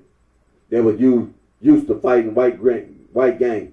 Vice Lord found this area perfect for settlement as they recruited among this black population in 1962, creating a legendary Evergreen and Haynes branch. The Vice Lord became very well known in Wicker Park as their Evergreen and Haynes stronghold. This was heavily contested by white greaser gangs and the United Neighborhoods gangs, Insane Unknown, Latin Kings, Spanish Lords, and Warlords. In the year 1962 and 1963, as the Vice Lords abandoned their syndicate operation after Glenn Miles was king, older members spent much of their time in bars, drinking a lot, while young members ran the streets, small town hustling and gangbanging. During this time, while the Vice Lord was starting to slip a little and only focused on Egyptian cobras, a Vice Lord named Eugene Brown broke off and formed his own gang called the Roman Saints. The Saints became very popular, but the Vice Lord were always tougher, causing the Saints to team up with the Cobras. But it didn't do the Saints much good, as the Vice Lord still had their number. Source, a Nation Lord, the Autobiography of the Vice Lord, 2nd edition. The Nagamine Library, that's the reason why. See, what you teach and how you teach. He don't know what you're talking about. That guy there, Eugene Brown, he don't know what he's talking about.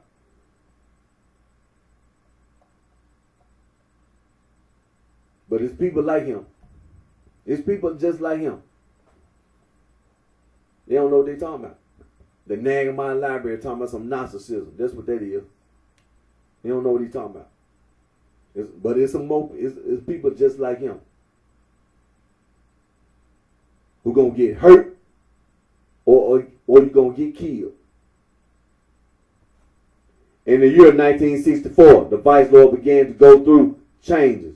The organization now numbered in the thousands. It was now impossible for Pep and the top leaders to control the whole organization. This is when Pep stepped down as the active leader at age 21 to spend more time with his family.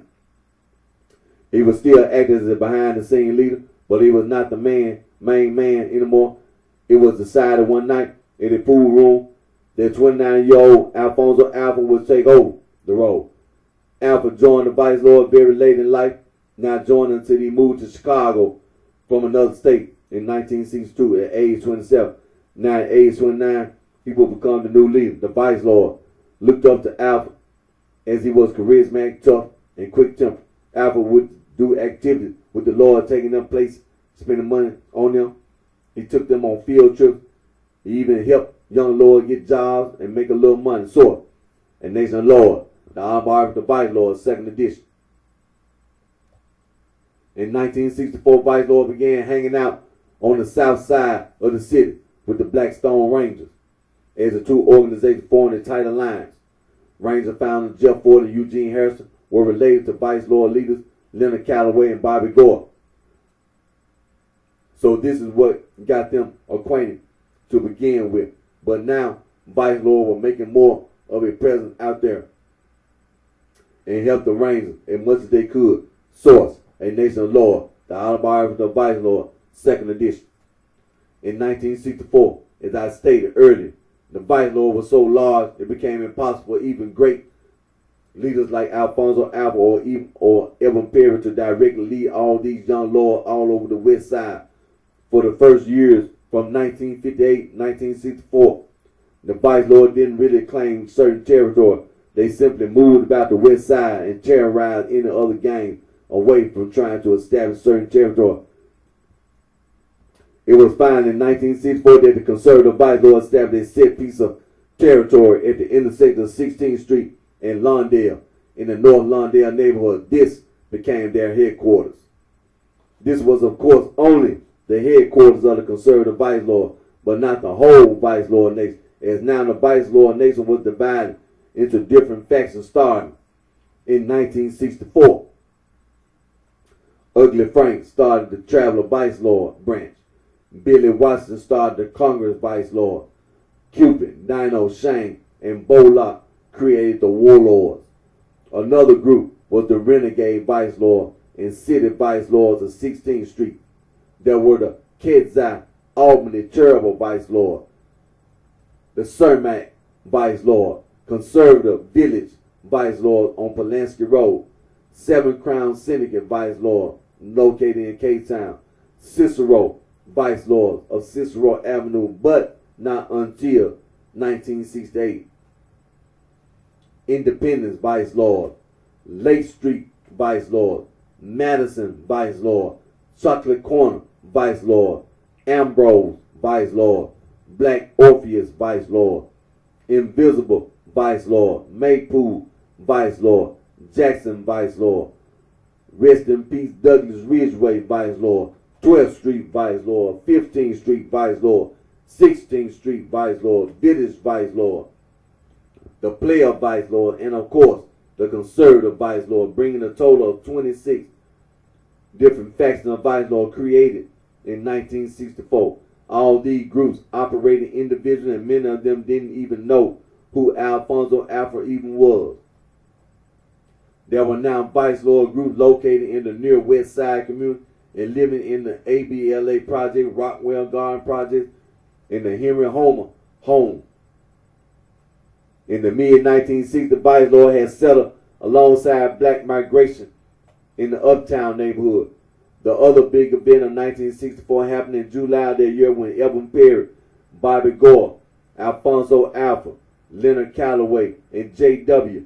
were hanging out on 16th Street, drinking bottles of wine and throwing the bottles into vacant lots in the street.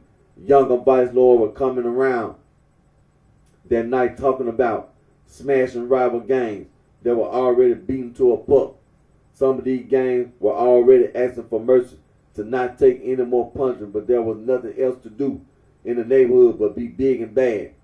This is until the older guys came up with an idea based upon how they were seeing the destruction and damage they had caused in the community.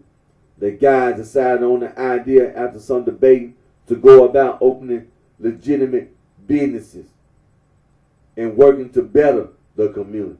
This was a major breakthrough for the vice lord, and on that night they became conservative vice lords once again. Source: A Nation of Law, the Autobiography of the Vice Lord, 2nd edition. The first order of business was for the vice lord to put a stop to the mayhem around them. Vice lord worked as mediators to stop violence, put an end to gang wars. Vice lord even stopped fighting with Egyptian code, which allowed vice lord to move into the K-Town section of the Lower Lawndale neighborhood, west of Pulaski Road, and this allowed them mobility to move into the West Garfield Park community. Vice lord acted as kind of like police or guardian angels, watching over businesses and people in the neighborhood so harm would not come. The challenge of all this was the police still had a negative outlook on the vice lords, and young men still felt the despair of not having opportunities to succeed that still led them to crime. The vice lord knew the best thing they needed on the west side was its own economy with businesses that could invest in the community and bring employment for youth. This part of the city was barren, was a complete slum due to extreme economic poverty. Without revenue generating businesses, not enough city tax dollars could go into renovations and maintenance to the neighborhood, leaving the area deteriorated. In the year 1965, George T. Sims Jr. was appointed commander of the Fillmore District and the first black commander of that district as well. The older vice lords used this appointment to their advantage to further their new direction. The vice lord leaders wanted to speak with Sims, informing him about their new direction and for suggestions to steer youth away from crime and gangbanging. After this, the streets of North Lawndale slowly began to improve. In the year 1966, the vice lord new calls were bringing in more positive attention as they began to work very closely with Egyptian Cobra, Black P-Stone, and Black Disciples on bettering their communities and putting an end to violence. In the summer of that year, Martin Luther King came to Chicago and stayed in North Lawndale to help protest during the West Side Riots of 1966. Martin Luther King planned a march through the mostly white areas of the south side of Chicago in protest. The vice lord, Disciples, and Stone were ready to march alongside Dr. King, but after a remark was overheard from one of King's men that they didn't need gangbangers to help, Elvin Perry gave one quick signal with his hand, and all the gangs dispersed and withdrew aid. Later that night, Dr. King summoned Elvin Perry, Bobby Gore, and a few other leaders to where he was staying and told them he didn't back that statement about not needing the gangs for support. Instead, he expressed that he needed them. And after that, the vice lord and their allies marched alongside Dr. King. After this march, the vice lord started to get major attention that summer as groups were coming to North Lawndale to speak to the vice lord and admire their progress. The Deacons of Defense, RAM, ACT as examples came to meet the vice lord, and this is what got the ball rolling. Everyone could come meet the vice lord at the new clubhouse that opened a little earlier that year at 3655 West 16th Street, 16th and Miller. The older vice lords scrapped all the money they got from hustling over the years and pooled it all together to open this pool room. Read it again. The older vice lords scrapped all the money they got from hustling over the years and pooled it all together to open this pool room. This became the first legitimate conservative vice lord building in history, and it was made possible by Vice Lord members' hard-earned money and not government grants. But the grants were soon to come. Source: A Nation of Lord, the Autobiography of the Vice Lord, 2nd edition. Leading off the new year 1967, Chicago area was sacked with horrible snowstorm and blinding blizzard that left much of the city buried. This blizzard was so bad that cars couldn't even move about in the city, which provided a perfect lawless environment for young vice lords in the mid-60s. Older vice lords struggled to contain the younger lords, and this blizzard made it much worse, as now the young lords had a blast ripping off one store after another, stealing, looting, and burglarizing the Jewish-owned businesses. Some of the older vice lords even got in on the action. The problem with this was it drew a negative attention to the vice lord and drove out more business owners out of the neighborhood even after the winter was over. This brought negative attention. But this negative attention turned into a positive. Now, Commander Sims was concerned that the summer of 1967 would become a repeat of the summer of 1966. Commander Sims, he arranged a meeting with Vice Lord Lee to discuss how to prevent chaos. At this meeting will also be David Dawley from Newbury, Massachusetts, of the Trans-Century Corporation, who was sent to 11 cities across the nation to investigate working with impoverished areas and conducting research. Dawley's research was key to the government's decision to, or other organizations linked to the government, granting money to the vice lord. David Dawley moved to North Lawndale and lived on these streets among vice lords. Dawley interviewed vice lords all over the neighborhood and helped the CVLs form Operation Bootstrap, which was a coalition of CVLs, Egyptian Cobras, and Roman Saints that were geared toward working with West Side major corporations to prevent riots that summer that would cost these companies millions of dollars.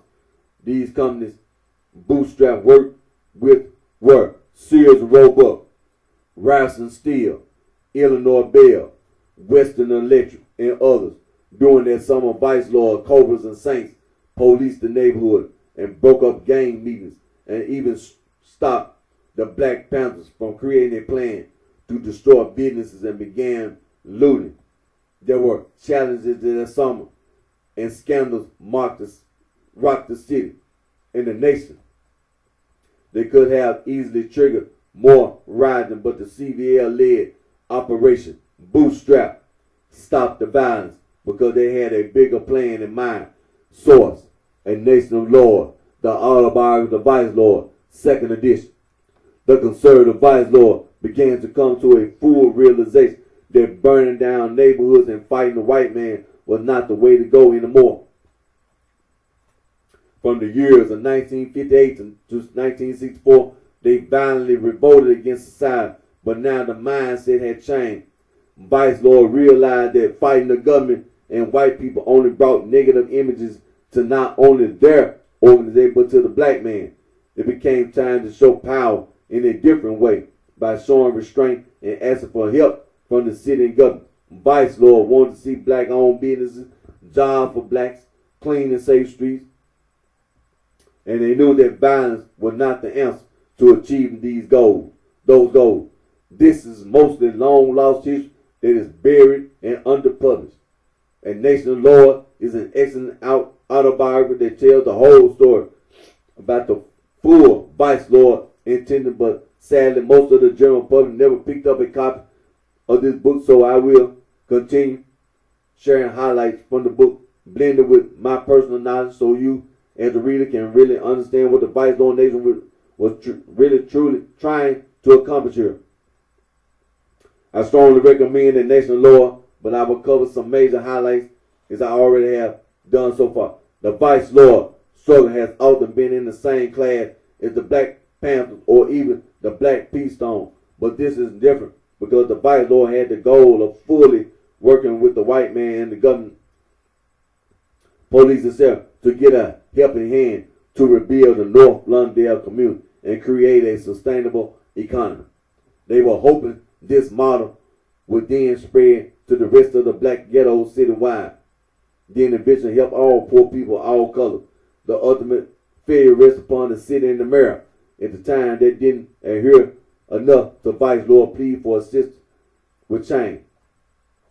Before the summer of 1967, Alderman George Collins promised that if the Vice Lord would keep riots off the streets that summer, he would help CVL open an ice cream parlor. As the summer progressed, not only did Vice Lord prevent rioting, they even set up divisions within themselves that dealt with education, law, order, and justice. On September 11, 1967, Alderman Collins lived up to his promise and incorporated CVL Incorporated as a non-profit organization, began opening up a storefront at 16th and Lawndale, which brought the opening of Teen Town later. David Dawley had just submitted his report in November to the Trans Central Corporation, which was a major piece to convince the federal government to give money to CVL Incorporated.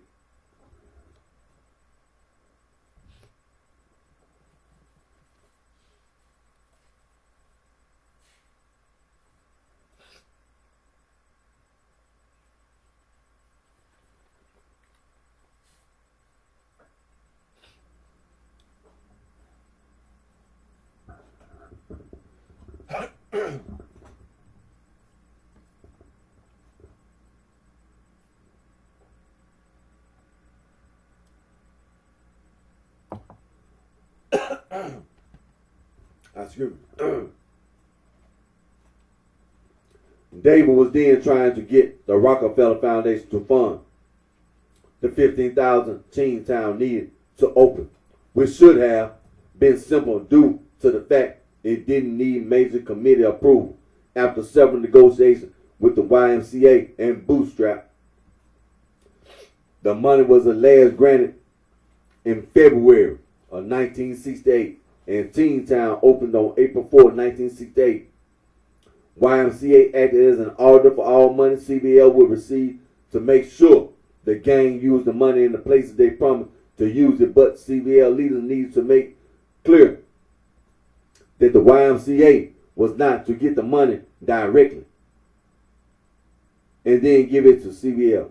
Also, CBL wanted to assure that Bootstrap was a separate organization, not to get the funds either. Sadly, on the same day Teen Town opened, and the big announcement was to go out, the assassination of Martin Luther King quickly stole the headlines and diverted attention away from this colossal moment. To make matters worse, rioting went on uncontrollably on the west side as everything burned. Vice Lord decided not to partake in the rioting as an organization, but they did nothing to stop it like they did in the summer of 1967.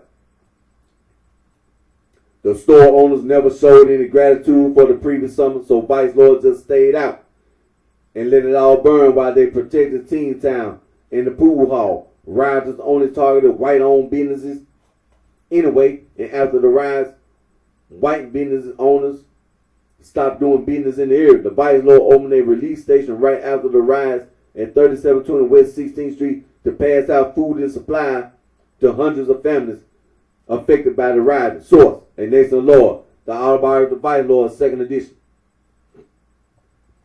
In the aftermath of the riot, the CBL sent letters to the mayor's office pleading for assistance with the transformation of the neighborhood and bring more grants to help establish a fully functioning community. These letters were ignored by the mayor. Even though Mayor Daley was not on board, CBL still came across more grant money in the years of 1968 and 1969. Of course, the best form of help would have needed to come from the city itself, but for now, grants from several private and smaller federal programs would have to do. Grants came in from the Field Foundation for $25,000, $130,000 from the Ford Foundation, $36,000 from the Department of Labor, and $60,000 from West Clement Stone. Source: CrimeSceneBlogspot.com. The money was used to open multiple legitimate companies and community centers. The businesses were Teen Town at 3700 West 16th Street, the African Line at 3702 West 16th Street, the House of Lords at 3724 West 16th Street, and one at 3414 West 15th Street. Art and Soul at 3742 West 16th Street. Taste the Freeze at 18th and Pulaski, and California and Flirting. Simone, which was a business venture with Sammy Davis Jr. for African American women's beauty products. West Side Community Development Center, Management Training Institute, Street Academy, Tenants Rights Action Group, Art and Soul, Youth Organizations United. Vice Lord took part in programs to beautify the neighborhood, rehabbing buildings, removing trash and planting gardens. Vice Lord also became educated on tenants' rights, working on a non-for-profit base as they successfully fought legal battles against crooked landlords, forcing landlords to provide better tenancy and to push back on unfair eviction. Vice Lord was also working to bring more employment within the community so people in the neighborhood didn't have to commute too far away. Places such as out in the suburbs, having employment locally could also provide more equal pay. Source and Nation Lord, the Autobiography of the Vice Lord, 2nd edition. In the late 1960s was also the time when Vice Lord started manifesting in multiple suburbs across the Chicagoland area, as far north as Rockford and as far south as Robbins. Vice Lord also settled in the Austin neighborhood on the west side, which was an all-white community that was not happy to see black families move into the area. Many members of the white community of Austin reacted violently to blacks moving in, and older adults even sicked their kids on young black youth, ordering them to attack. Black youth could hardly move about the neighborhood without scores of white youth bullying them, especially the recent gangs like the Gaylord, Playboys, Ventures, and Rice Boys. In 1968, Vice Lords arrived among the black families along Cicero Avenue and began recruitment in Austin so black youth could fight back against their attackers.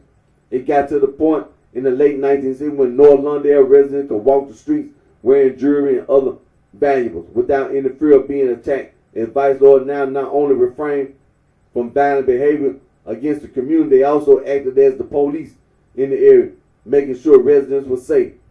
Not all Vice Lords were on board with this, but for the most part, all of the North Lawndale CBL were all about this positive direction, and most of the criminal elements in the Vice Lord existed in other neighborhoods or within other branches of the nation.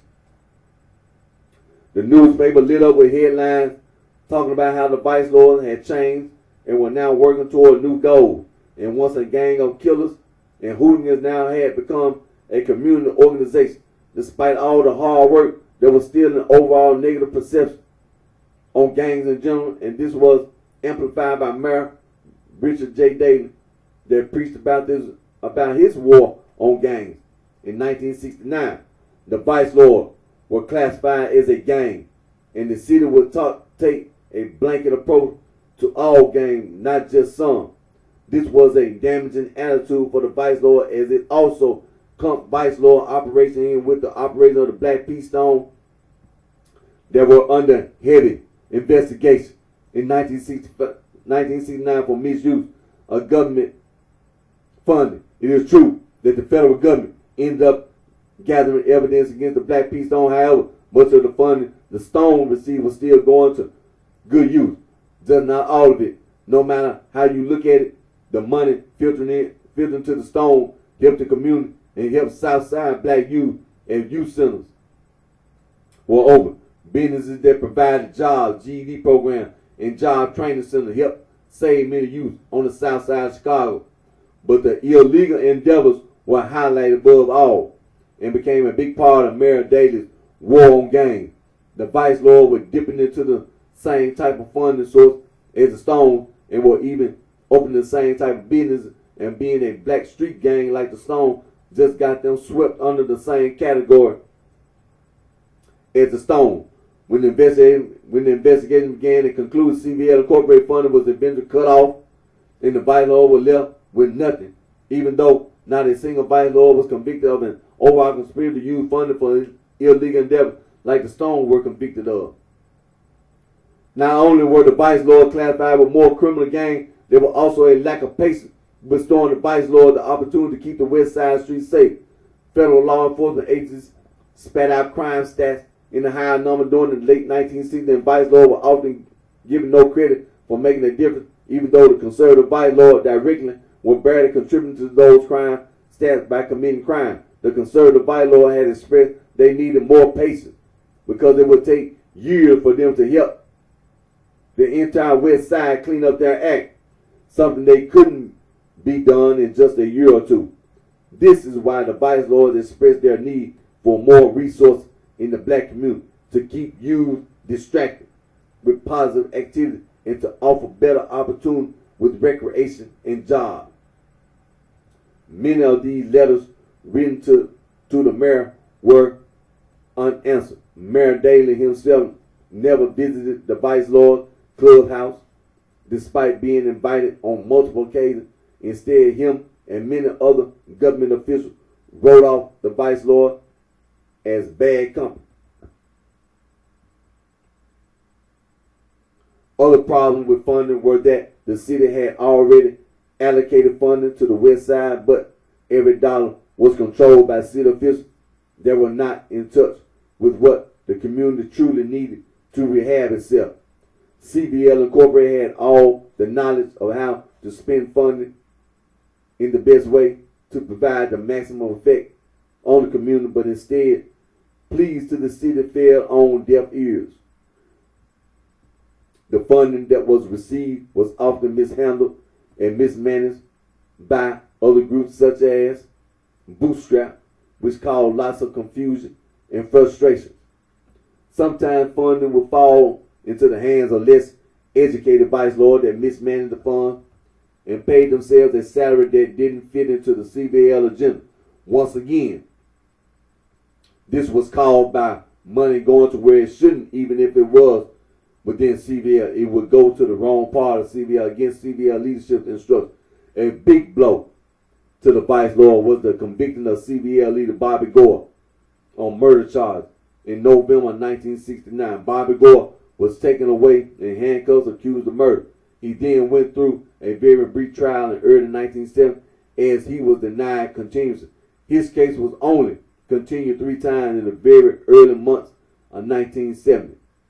As it became very clear the justice system was eager to lock him up and not allow the defense to further investigate and prepare a stronger case. The system was completely set against Bobby, and he was convicted of murder, a murder conviction that would later be overturned in 1981. Source: A Nation of Law, the Autobiography of the Vice Lord, 2nd edition.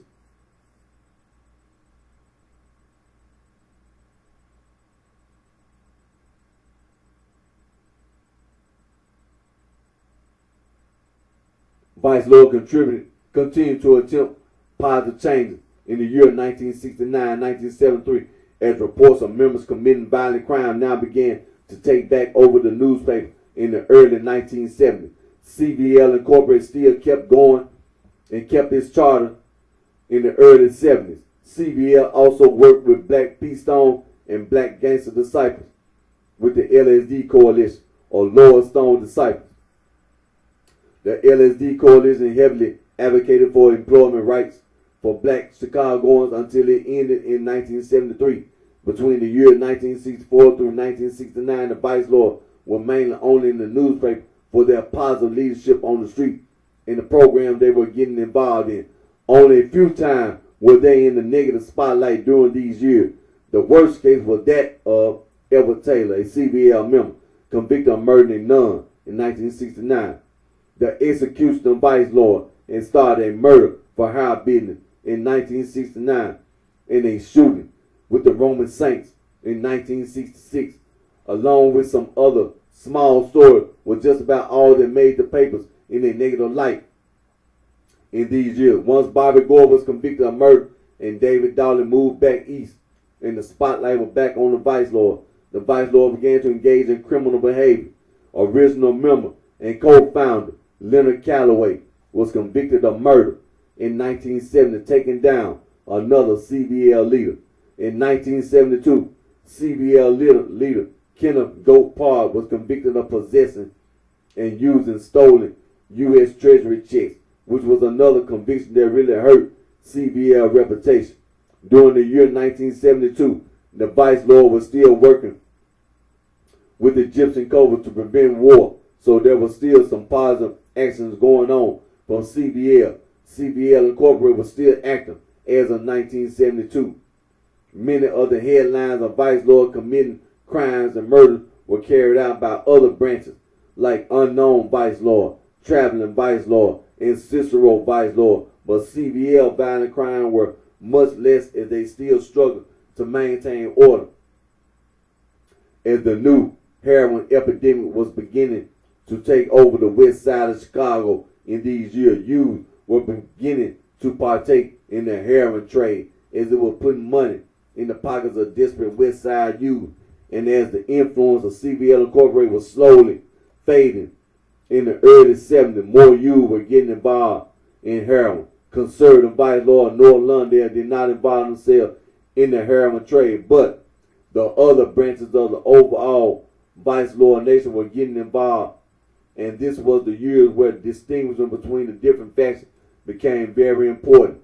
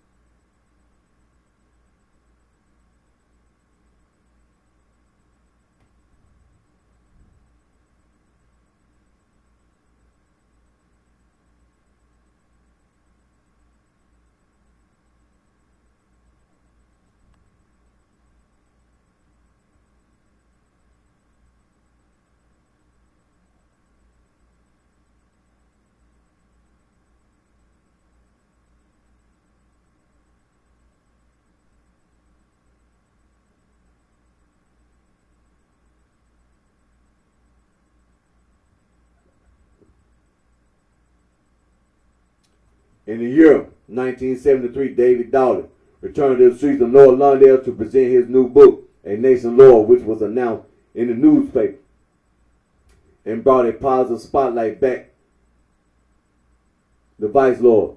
The public can now read all about the Vice Lord story and develop and understand this was also a year that the Vice Lord did not show up much in the paper for crimes committed. Some positive leaders were still on the street, especially Alfonso Alfa, who was still president up until March of 1974, when he was shot 3 times near his home.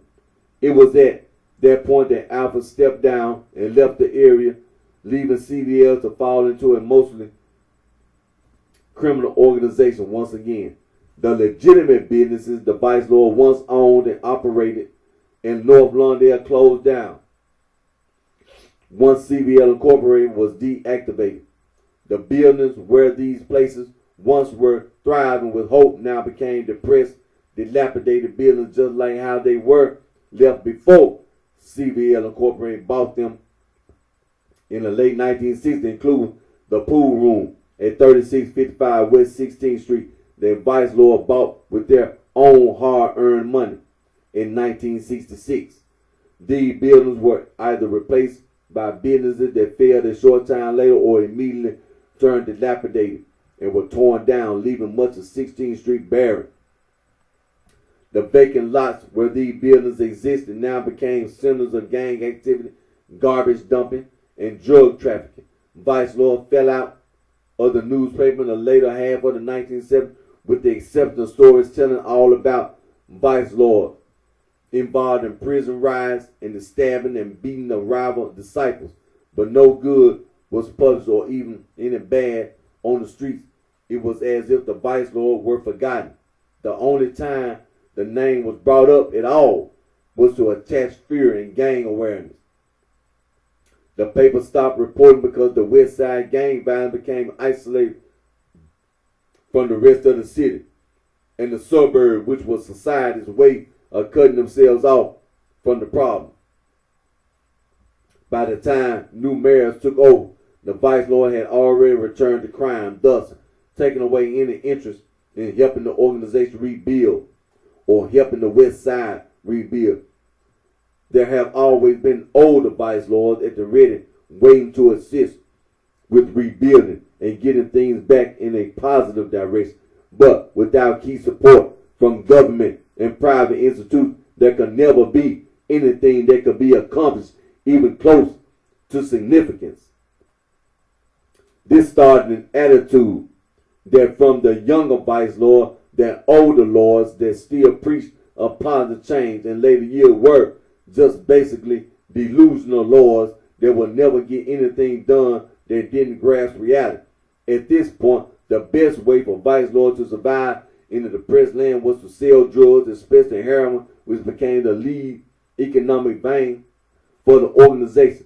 Just in the Austin community alone, the vice lord took a firm grip on the heroin superhighway trade all through the streets of this West Side community.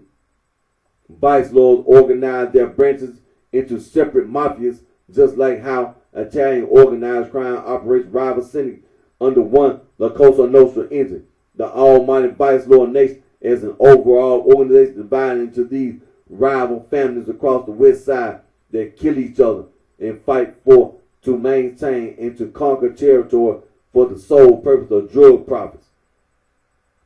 This is often seen as necessary because the city and our nation has turned their backs on the vice lords and left them to criminal endeavors.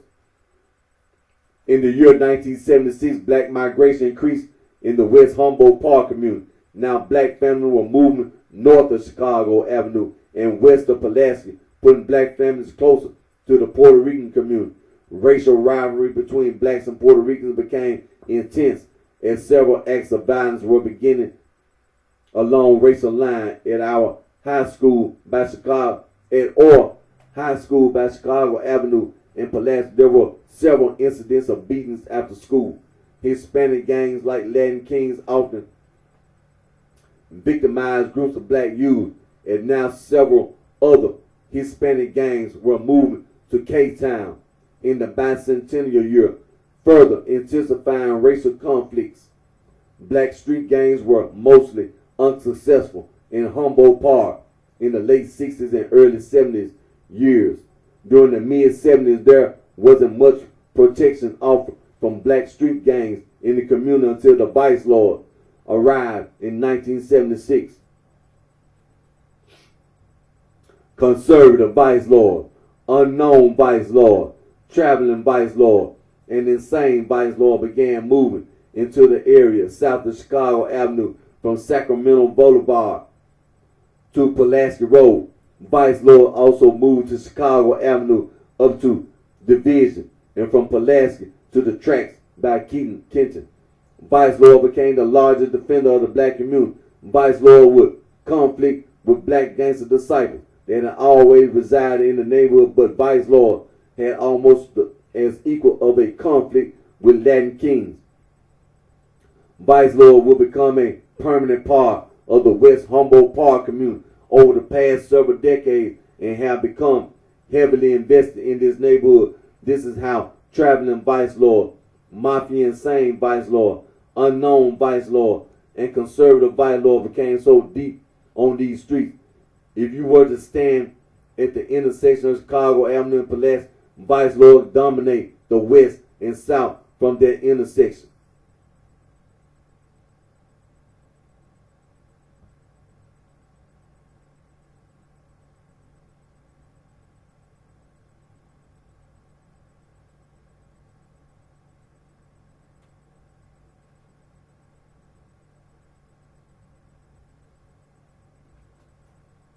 As I have stated before, the Vice Lord mainly only in the media about their prison issue. What was not in the media was when the Vice Lord were key players in the creation of the People Alliance in Statesville Prison in April 1978. A labor strike was organized behind prison walls that were put together by Black Gangster Disciples, Black P. Stone, L. Rukin, Mickey Cobras, Black Soul, and Vice Lord gang members. The Vice Lord and Black Gangster Disciples were especially pivotal in this organizing that became known as Folk and People. This assembly effectively reached white and Hispanic gangs and got them involved in a total sit-down to refuse to do labor in the prison until rotten food stopped being served and there was overall better treatment for inmates. The stoppage protest must have been successful because it never made the news. The Folk and People Alliances were organized because these were allies and enemies that need to be organized for this event. However, for this event, all the gangs in prison became allied while this went down. The reason Folk and People needed to be distinguished is so that they understood they were enemy alliances that were coming together for this common good. When the event was over with, Folk and People remained. However, a lasting impression was left that these alliances could always come together or negotiate peace and organize wars. The L. Rukins, Black P. Stone, and Vice Lord had a deep history that dates to 1959 when Leonard Calloway and Bobby Gore helped their cousins Jeff Fort and Eugene Harrison organize themselves into Southside gang leaders that eventually created the Black P. Stone Nation.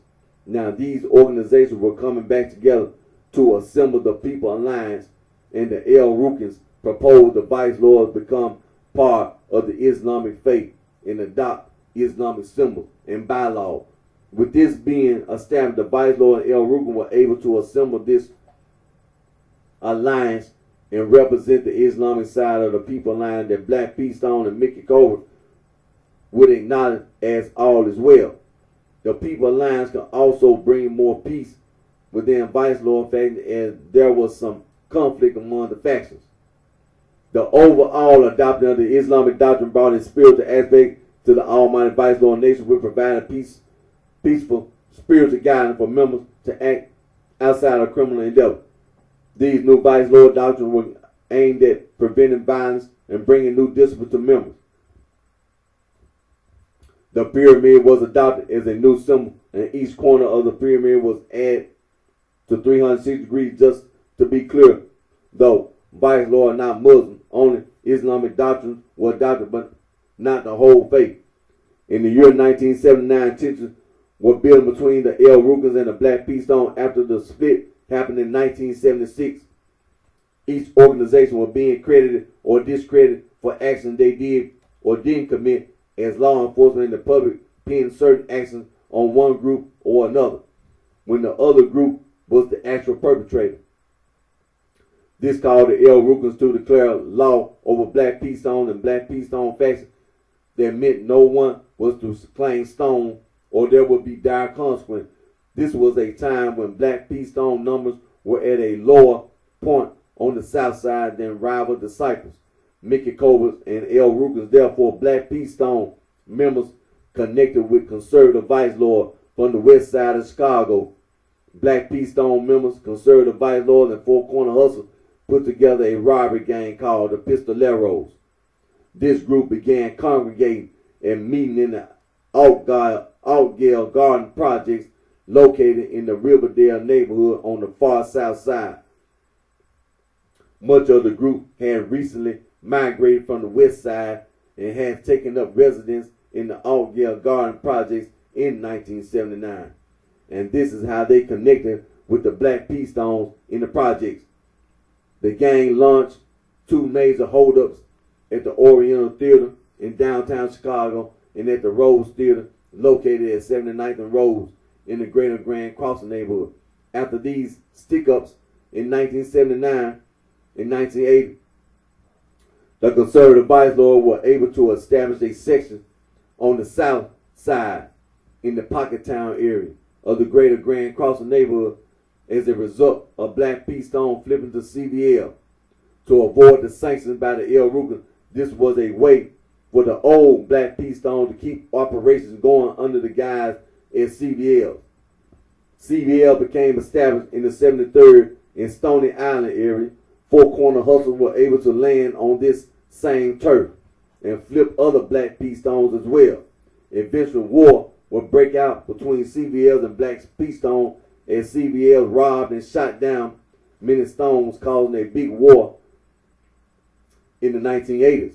CVL withdrew from Pocket Town but opened several other sections from there all over the south side in the 1980s, like the infamous London Town CVL at 101st in Cottage Grove, and then throughout the Roseland, Morgan Park, and Riverdale, Altgale Garden area. CVL also opened in the Lawndale Gardens projects in the Little Village community and in West Inglewood, Auburn, Gresham, South Chicago, and Midway Airport area that include a strong build-up in the Leclerc Courts project alongside Four Corner Hustlers and Black P. Stone. Traveling Vice Lord also settled in the Altgale Garden, and Insane Vice Lord settled in the greater Grand Crossing Pocket Town area as well. Insane Vice Lord were the second faction to settle on the south side of the city. In the 1980s and 1990s, Vice Lord began heavily engaged in the drug wars on the west side, south side, north side, and in the Cabrini Green projects up north. Guns blazed in Cabrini Green as Vice Lords at the 500 North Oak to 502 North Oak building, bankroll in the Red Wall 6, shot it out with rival disciples and even Mickey Cole over drug turf. And territory snipers were posted on rooftops picking each other off. The Southside Vice Lords were hardened killers of some of the most dangerous Vice Lords known. The Vice Lords of the West Side took over the streets in Charlotte, having complete dominance of North Lawndale and Austin, only allowing other groups to have very small territories in these areas. Black Souls and some gangster cyber factions in the West Garfield Park neighborhood posed some competition, but for the most part, Vice Lords and Four Corner Hustlers would dominate this neighborhood. The stronger competition in East Garfield Park was the Black Soul.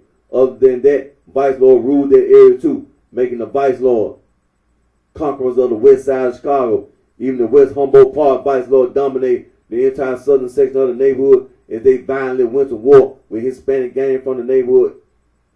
In Wicker Park, Vice Lord became accustomed to being outnumbered and having to battle almost every gang in their vicinity. Vice Lord ruled much of the west side public housing projects and owned some of the largest drug operations in these buildings. Renegade Vice Lord, Imperial Insane Vice Lord, Traveling Vice Lord, and Conservative Vice Lord were known to be the biggest project dwelling faction on the west side, as they had a major stake in the ABLL projects, Rockwell Garden, and Henry Homer projects. The men in Vice Lord branch also spread deep in the Chicagoland suburb as they touched down in just about every suburb you can think of. Some major strongholds in the suburb were Elgin, Bolingbrook, Joliet, Rockford, Decatur, Aurora, Addison, Robbins, Chicago Heights, Bellwood, Maywood, Calumet City, Champaign, Evanston, Ford Heights, Harvey, Kankakee, Peoria, Riverdale, Suburb, Villa Park, and Waukegan. Vice Lord will also spread nationwide and land in just about all 50 states in our nation, especially in the Midwest, in states like Michigan, Wisconsin, Missouri, Indiana, Minnesota, and Iowa. Vice Lord became very large in Memphis, Tennessee, and out in North Carolina.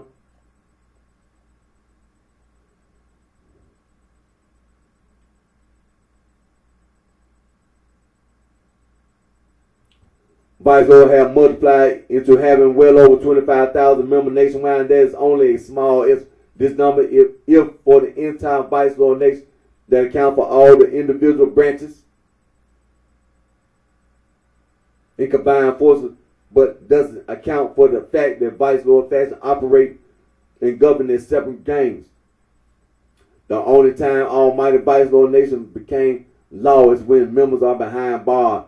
Then your faction is almost stripped as an as all vice lords must operate as one and follow the nation of the people's alliance strict. On the street, you cannot simply claim you are a vice lord because the factions are mostly is a war state and have been for a long time. Even when the war was not as bad in the 1970s, some of the 80s vice lord factions still operated more individually than any other organization in the city. Sure, you will hear about factions of Gangster Cypher, factions of Black Peace Stone, factions of Latin King, etc. But those organizations still don't function as separately like the vice lord do. And the vice lord faction have the most ferocious war between them with any other mob on this site. I do not break down faction history, but the vice lord will have the exclusive page where I break down as many other factions as I can, all on this page, and tell all their story. I have already covered the conservative vice lord story, but now we shall tell a brief story of the other active or well-known branches. I will be having no section on this page for Four Corner Hustle and Spanish Bible because those factions have their own page due to their extreme individuality.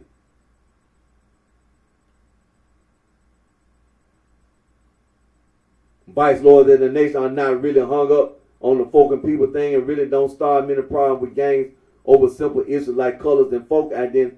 Vice lords are about making money and will click up with any faction of any gang as long as they come in peace and don't interfere with vice lord operations. Vice lords have unusual alliance folk gangs like 47 and Damon, 2-6 and Coastal and Congress, Gangster Disciple. The entire vice lord nation makes money, makes moves alongside their biggest Hispanic ally, the Latin Count.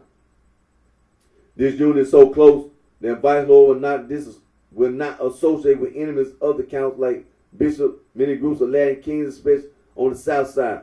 Vice lords are also tight with insane unknowns, especially the unknown vice lord. Because of this, vice lord don't get along with Spanish lord due to the alliance with insane unknown. The folk Hispanic gangs, vice lord absolute will not deal with La Raza, Spanish Gangster Disciple, Saint Disciple, Brazen, Ambrose, because of Latin Count alliance with Southside, insane popes and saints. Vice lords are also cool with them because of the old alliance the counts have with the Latin brothers. The vice lords are real cool with Latin brothers too. There's no entire black gang the vice lord had 100% beef with.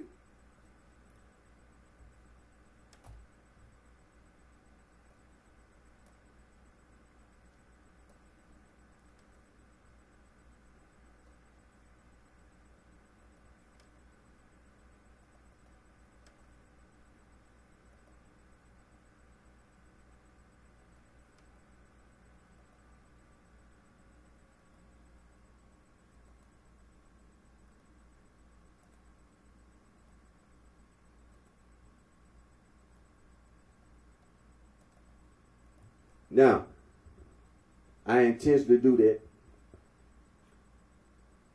Read about the vice lord, because I know this. I lead my video. First of all, I know that the vice lord on the west side of Chicago, conservative vice lord, well, all the vice lord facts. They hear about all these things. Most important thing of all is when I lead my video, I do my reading. Like I say, I do my reading from the Holy Bible. I continue to stand for the Catholic Church, the Roman Catholic Church,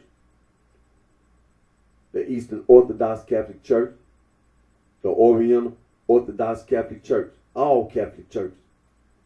The one and only church, the Catholic Church.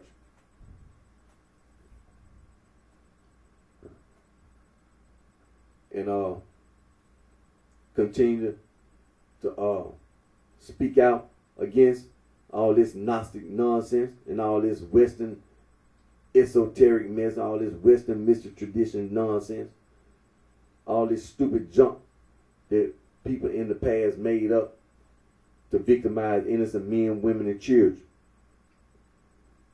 hurt animals and cats and dogs. You know what I'm saying?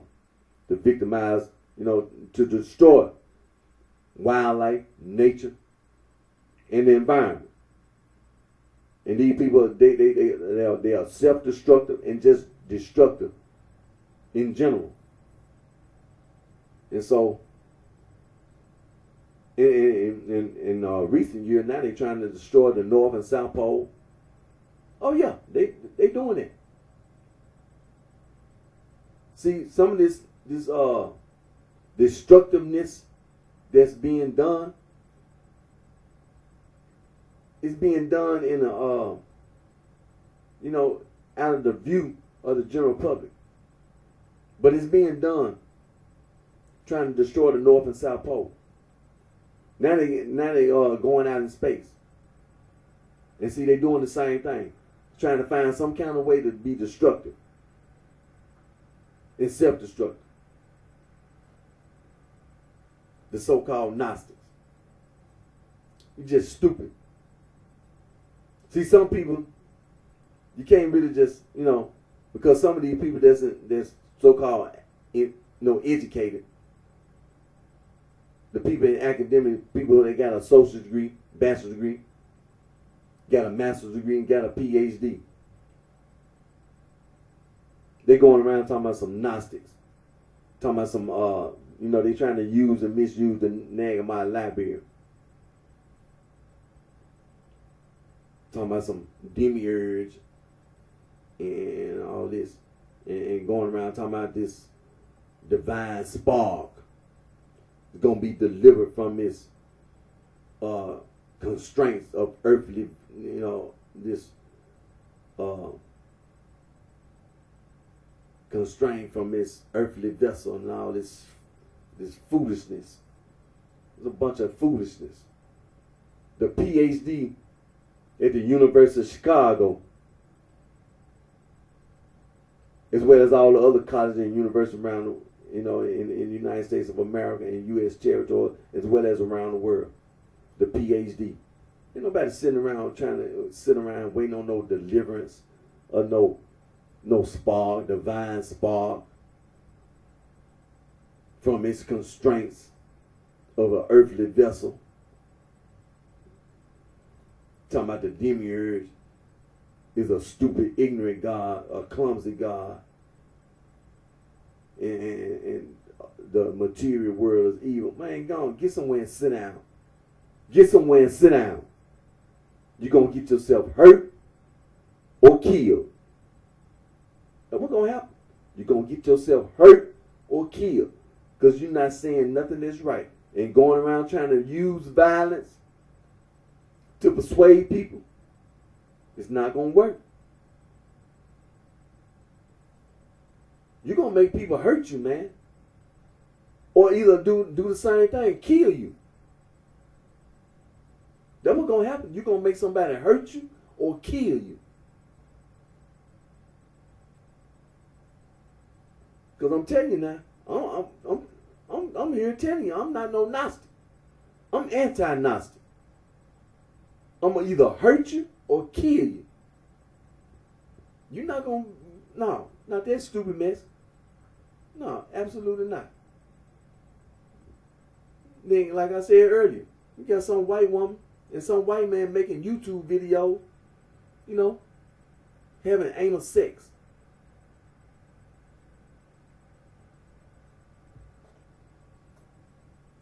Trying to recruit other white women as well as white men with anal sex.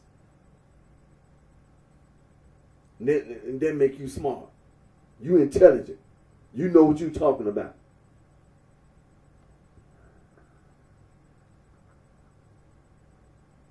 See, that's why I was saying about a associate's degree, bachelor's degree, master's degree, PhD. See? They'll do the same doggone dumb stuff. You hear them talking about this trans stuff all on the news, the Democratic Party and the Republican Party. All this trans mess. Oh, it's both parties. There ain't no one party. It's both. See this Gnostic stuff, this Gnostic foolishness, the Democratic Party and the Republican Party. See, this is what the sororities and the fraternities do. So there ain't no need to talk about it's just it's the Democratic Party and the Republican Party. Because they both be doing the same doggone thing with this Nag Hammadi library mess. this Gnostic foolishness. There's all this trans stuff coming up. And then, cause see, they try to, you know, all this. It's so stupid. It's so stupid. They had the nerve to try to get scientific, which was told that, you know, it's no need for that. It ain't no need for you to be trying to use no science about no little baby that were born, you know, about a boy and a girl, a male and a female.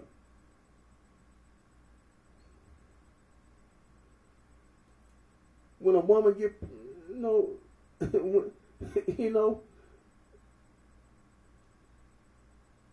man, just keep it simple, man.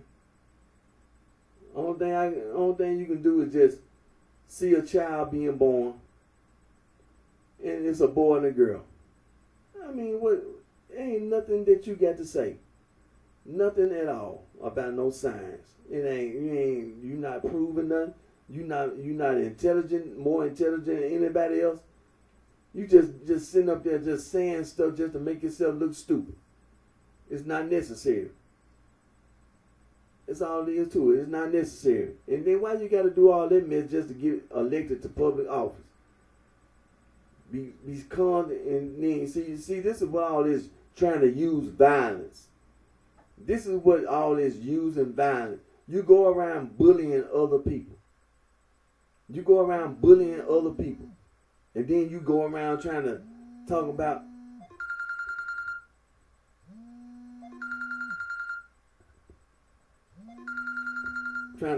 how people can, you know what I'm saying? And it's not necessary. It ain't necessary. And so, just go on with that nonsense. I mean, the Holy Bible is the Holy Bible, and you ask me about it. My point, my opinion, just Adam and Eve had a baby, then had another baby.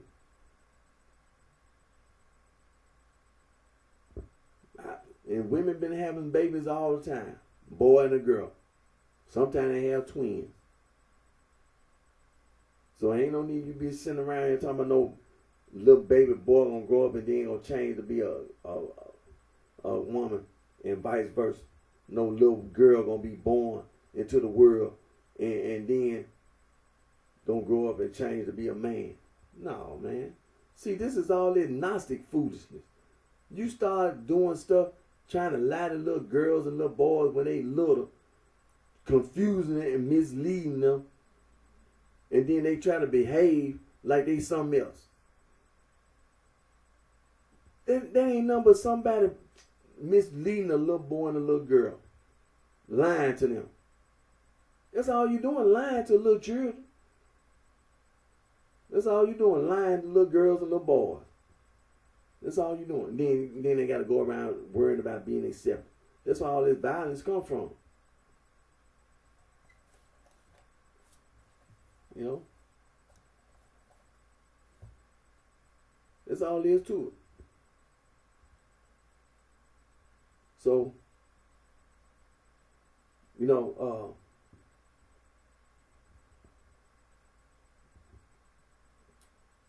if you just tell the truth instead of doing all this doggone lying, well, have to, you know, it ain't necessary. Just tell the truth. But that's unheard of. That's unheard of. Telling the truth.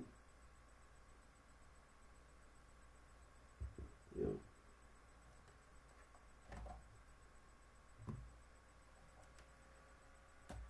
It just, I know it's gonna be Labor Day weekend, and but I'm glad, you know, I see this is the reason why I do the things I do, because I know that eventually, you know, these things are being being conveyed not in vain. You know. And so that's what I've been. That's what the whole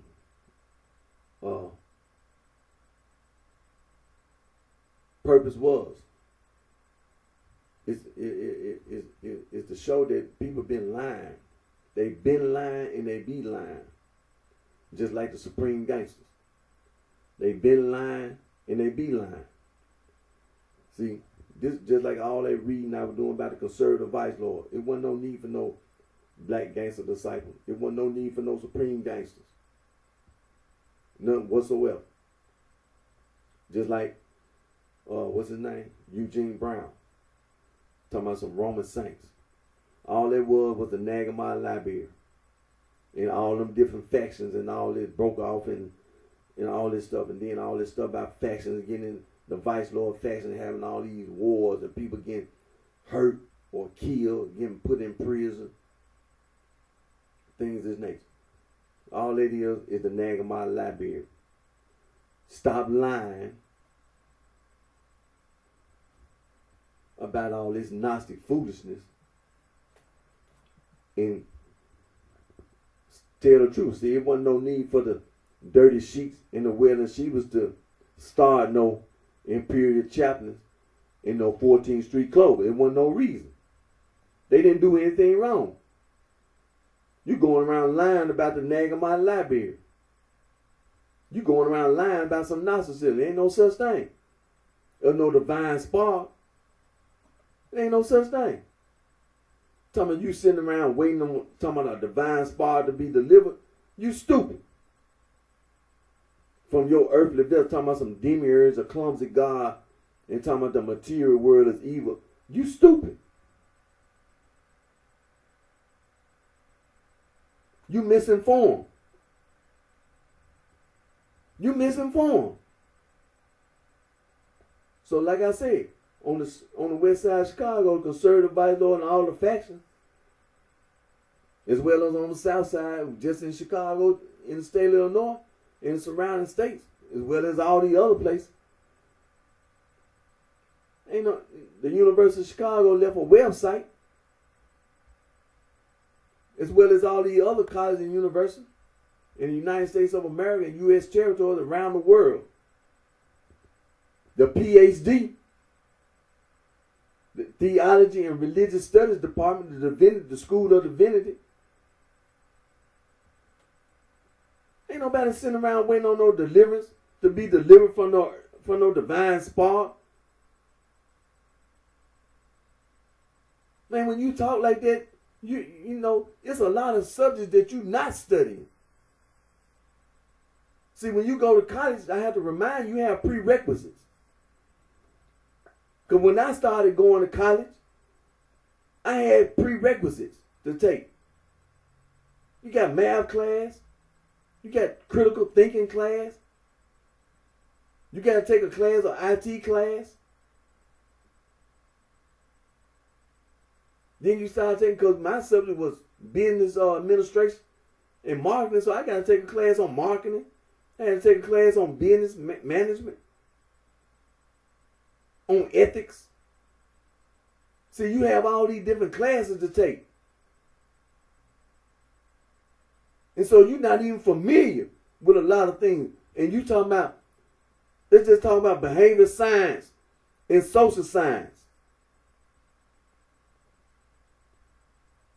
If you was in one of them classes, you have all these prerequisites for a bachelor's degree.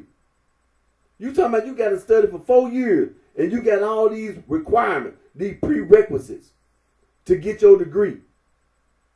In all these different classes you got to take.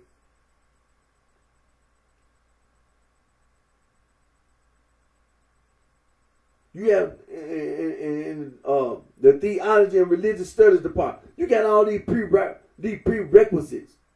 You got these classes you got to take to get your degree. That's just a associate's degree. Then you get a bachelor's degree. Then you get on up the line talking about a master's degree.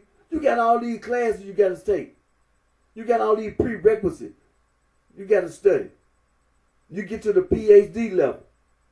You got all these classes you got to take. That's a serious thing to be talking about some Gnostic. And then got the nerve to sit up here talking about a divine spark. What you talking about? Gonna be delivered. What you know about linguistics?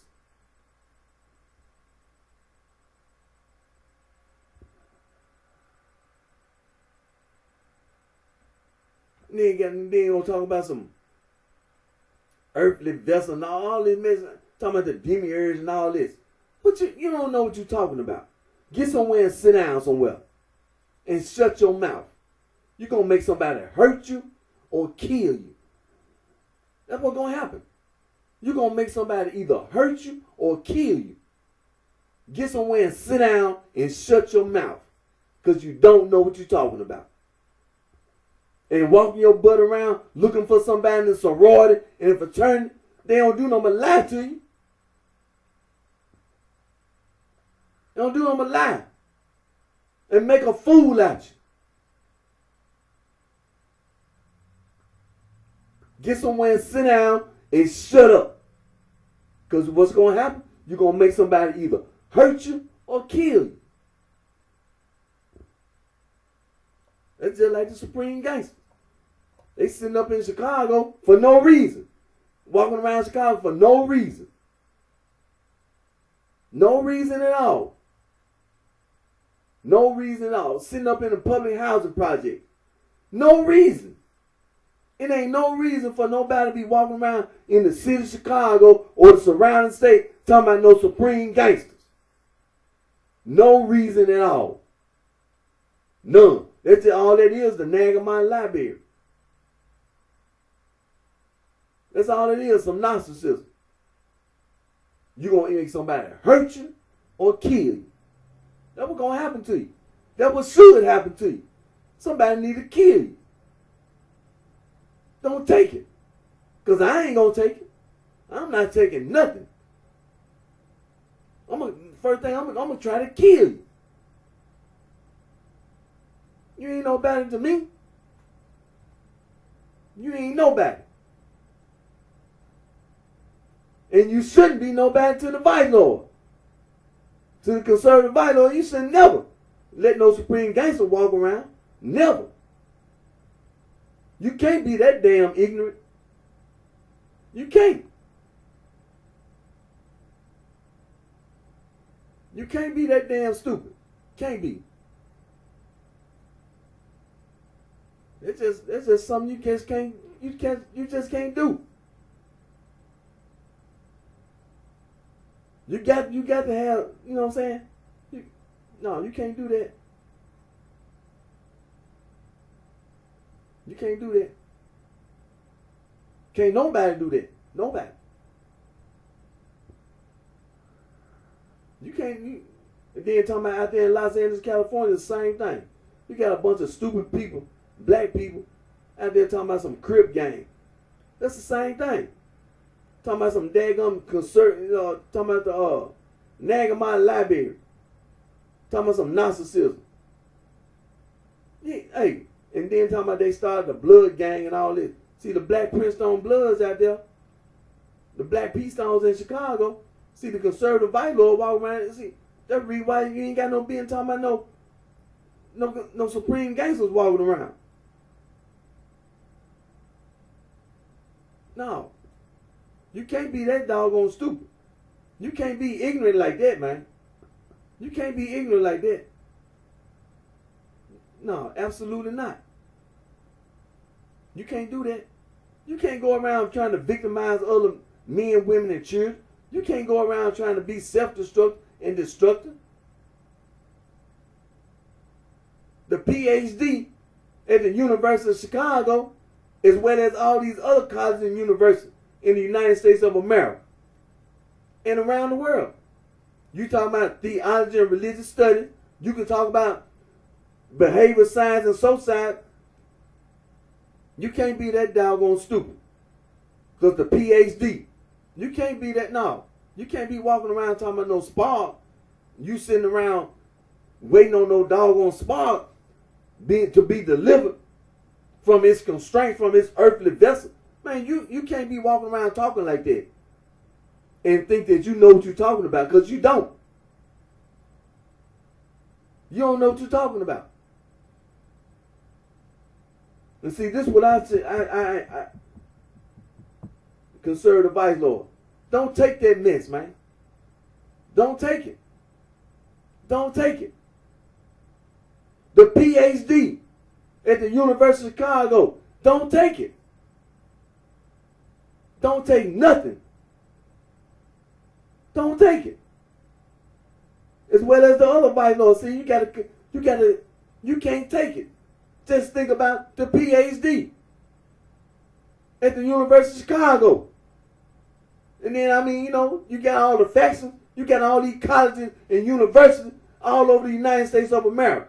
Don't let the sorority and the fraternity make you think they doing what's right. Just think about the PhD. Don't let the alumni mislead you.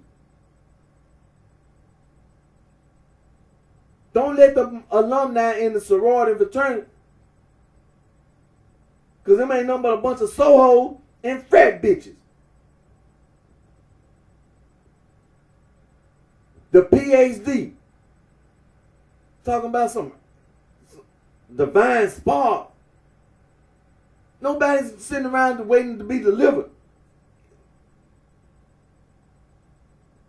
and trying to use violence. What a white woman doing having anal sex with a white man? What? You think you know what you're talking about? You trying to do the same thing?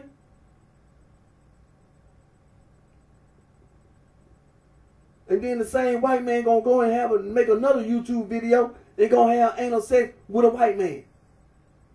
And that white girl, she gonna go around with and then gonna make a YouTube video with a white girl. But you know what she gonna do? If you want to talk about anal sex, can't no woman have anal sex with no another woman. So what you gonna do? You gonna have to make some man-made device. You know what you're talking about? I don't even want to talk about no woman taking no man-made device on no man. Okay, you know what you're talking about. Okay, I'm not gonna argue with you. You know what you're talking about. That's a waste of time. It's just like this trans stuff. You know what you're talking about. Okay, anyway. No, you don't know what you're talking about. You just a stupid, low-down person. Sitting up here trying to lie to little girls and little boys. That's all you be doing. You just be lying to little girls and little boys. When a woman give birth to a child, that child don't come out no male and female. Every little child that grows, that's being born all over the world, all ethnicities, all languages and everything, you see the same thing. You see women give birth to a little boy and a little girl. That's all you see everywhere on this planet. If it was anything that a doctor say was born, it have been rare cases where a child had been born with two organs. It's rare. It has happened where a child has been born with two organs. It's rare. The majority of children born all over the world. A woman give birth, a boy and a girl. Male and female. What you then when the child born, what you do? You start lying to the little boy and to the little girl. That's where that trans mess come from. You just start lying. Don't no child be born with all this knowledge in their mind, knowing what no trans is. How a little boy and a little girl gonna be born into the world, and you gonna sit up there and talk about the little boy act like a girl, and this little girl act like, oh, going on somewhere. That's not right. That's not right. You be lying. That's all you doing, lying. That's not right. All you doing, lying.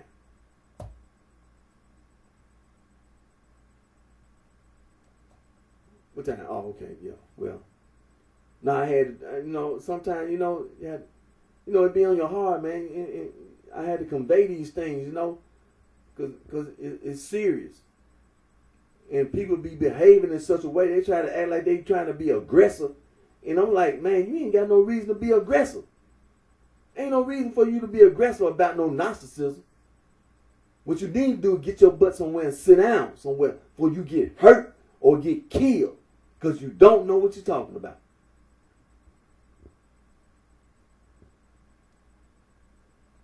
And it's not right.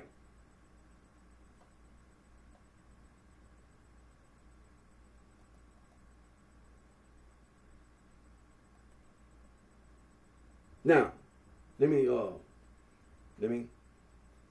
because I know it's a Labor Day weekend, and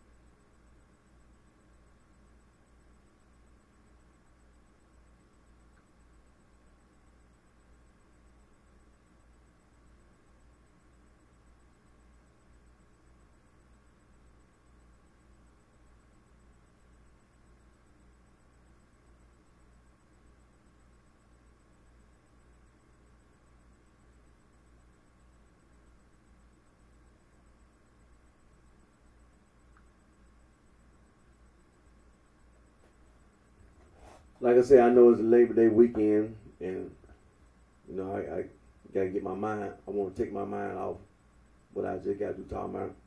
Get back onto a more happier, But I know.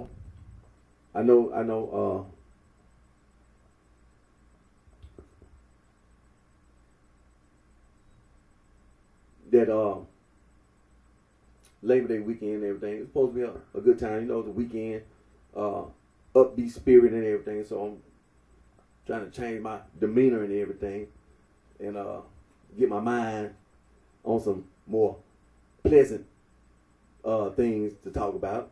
And of course, I got to get them in. Of course, I got to get it in. What time? Oh yeah, I got time.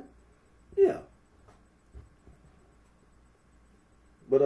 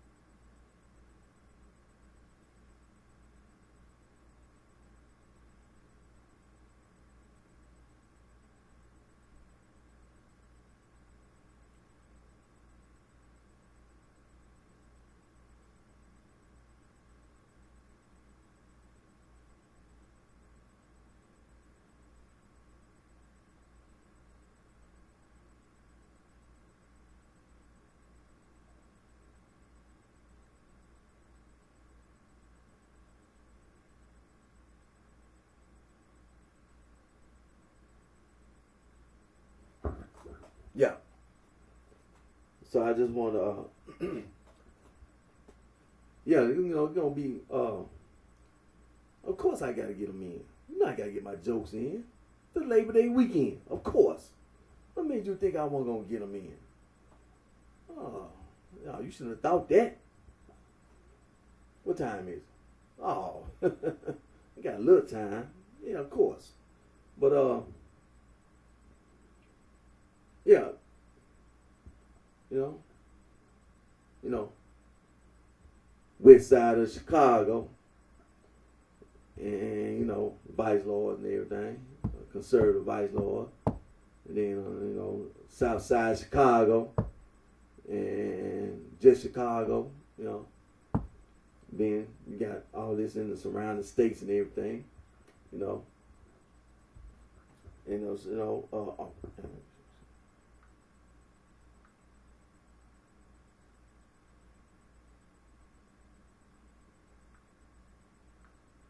yeah, you know.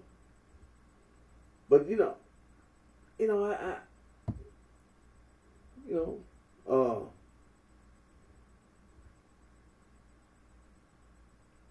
I wouldn't miss this opportunity at all. And so, you know, Labor Day weekend,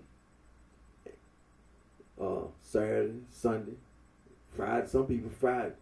Some people working. They take a paid time off and stuff like that. Or some people just be off. They just leave work and won't come back until they want until they come back. But of course I'll be off on Monday. Of course, and and things like that. I don't know if OG going, OG probably be off too, Labor Day weekend, most people, but some people, some jobs like the hospital workers and things like that, they work, irregardless, unless, you take a day, you might have had the last holiday off, and so this you got to work this one. Or some just stuff like that, But police and fire people, they have to work. Of course, the U.S. military, they have to work. And so, some people have to work on Labor Day. But OG, most likely probably, OG probably get, be out hanging, check to see, but I ain't checked to see, but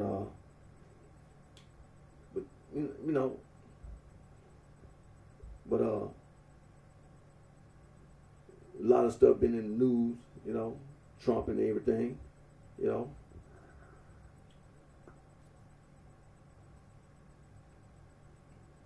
But I wouldn't gonna miss my opportunity, and shoot. But I don't like, what I don't like is actually benefiting from it. But I do things for a reason, just like anything else. You have to build that foundation. You have to build that foundation. So when that time comes, it comes. It comes.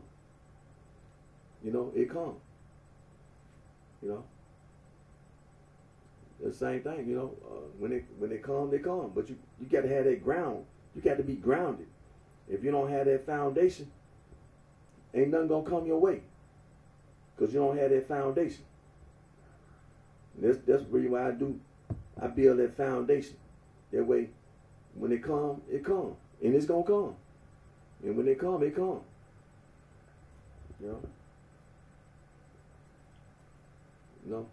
And I pay attention to things. I pay attention. What I'm saying, like OG. Vice Lord, CVL, Vice Lord, CVL, Vice Lord, CVL. I listen. I listen to the lyrics and everything. I mean, they were deep. It's deep. Vice Lord, CVL. But when you don't listen to the lyrics, see, you ain't know. See, they were saying, Mod Squad was saying some deep things. But you don't pay attention. That's the reason why a lot of guys, they don't make it in the rap game, or they don't make it in anything, because you don't listen to OG. You don't listen to the leaders. It's just like when I was reading about the history of the Vice Lord. See, the old heads, just like Edwin Pepperlo Perry, he had had one of the guys came in. Alfonso Alpha came in, but see, Edwin Pepperlo Perry was sitting right there. It couldn't have never been no Alfonso Alpha if it hadn't been for Edwin Pepperlo Perry being there. It couldn't have never been no Bobby Gore. It couldn't have never been anything. Edwin Pepperlo Perry had to be there. If you don't listen to your leaders, you ain't gonna never get nowhere. See? You ain't gonna never have any, it ain't just financially, but you just ain't gonna never have any kind of respect if you don't listen to your leader.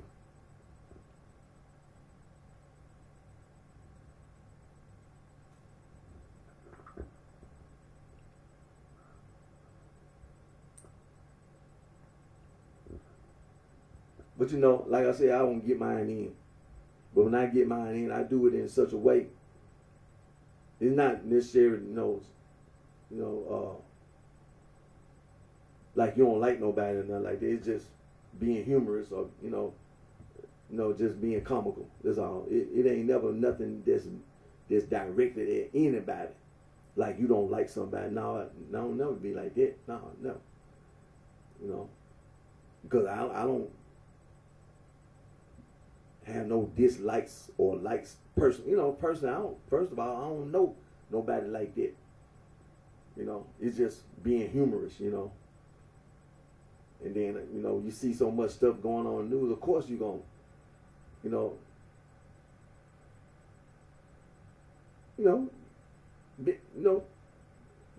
take advantage of it, But it's not nothing that you do personally, to hurt nobody or being hurt. Or no, it ain't nothing like that. Never has been. But we've been seeing some things on the news. Saying Trump got indicted, and this is the first time in history, in our recent history that something like that. Of course, in the past there been scandals. Of course, you have scandals like go back some years. There's all kind of scandals. It don't just be in the presidency or the White House. It be in the Senate, in the House of Representatives. It be all kind of stuff, extramarital affairs, and all kind of money laundering. It always some kind of scandal, some kind of scandal. It can be federal, state, local. It's always some kind of political scandal. And, it makes the news, and people,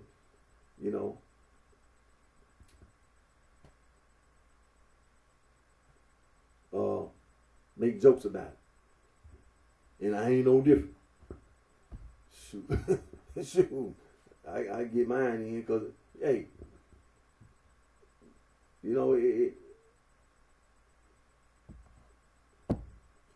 but Trump was down there in Georgia and everything. He comes in on a big plane and everything. And being on the news, television and everything. I mean,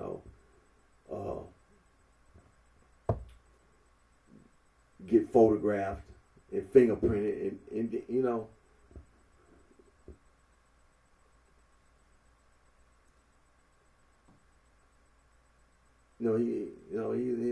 ex-president and everything, and then he got involved in some kind of voting scandal or something, trying to run for re-election, and things didn't quite go the way he thought it was going to go. And I don't know whether the information he got from some of the people that was around him or whatever, but it got him into some trouble. So now he had to go down to Georgia, had to take a flight on his airplane, and got photographed and fingerprinted, and then had to turn back around and go back to where his home at. But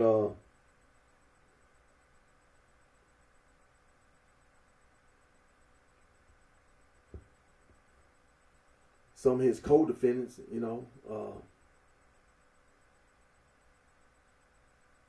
they running out of money,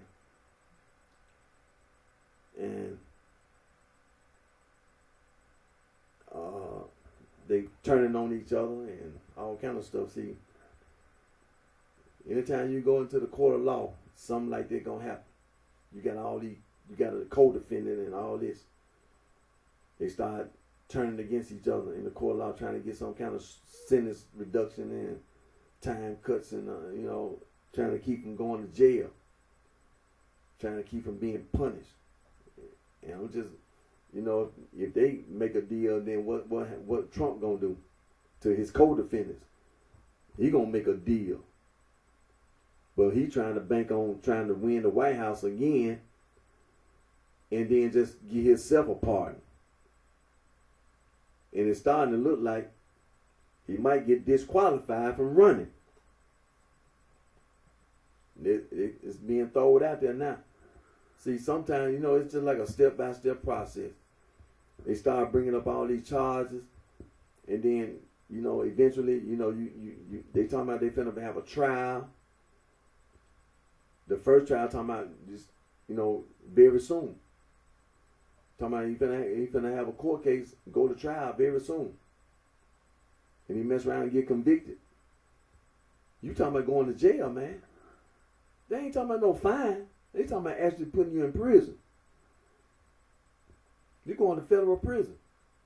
And then the state charges down there in Georgia, them state charges, but that's the same thing. You're talking about putting you in jail. These ain't no fine like you going to buy your way out of it. They trying to put you in jail. They trying to put you in jail. His co-defendant's finna go to prison. Giuliani, he done ran out of money. He talking about he ran out of money, and all the other ones saying the same thing. They ain't got enough money to be talking about fighting. They gonna end up taking a plea, and going to prison. They're gonna end up having to take a plea and gonna have to do some jail time. You know, so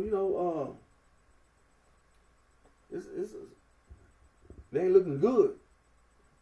You know, they be bringing up stuff about Joe Biden and his son, talking about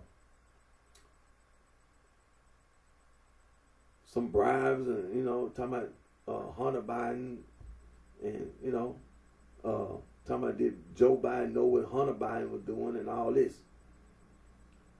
And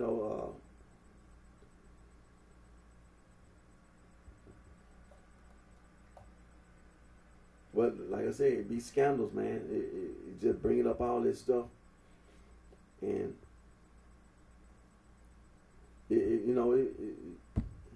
I don't,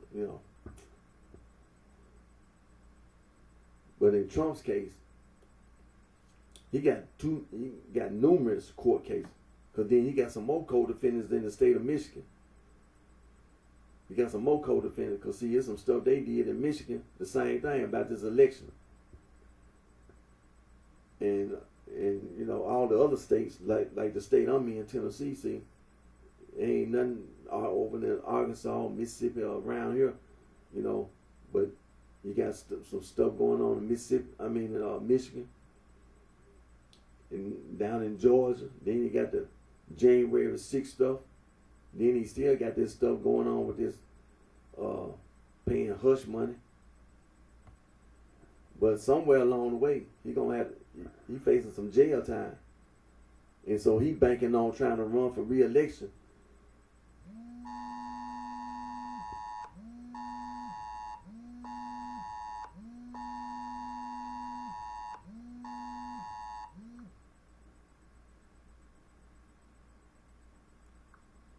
So like I said, he banking on getting re-elected, and then gonna give himself a pardon, as well as his co-defendants apparently, supposedly, gonna give himself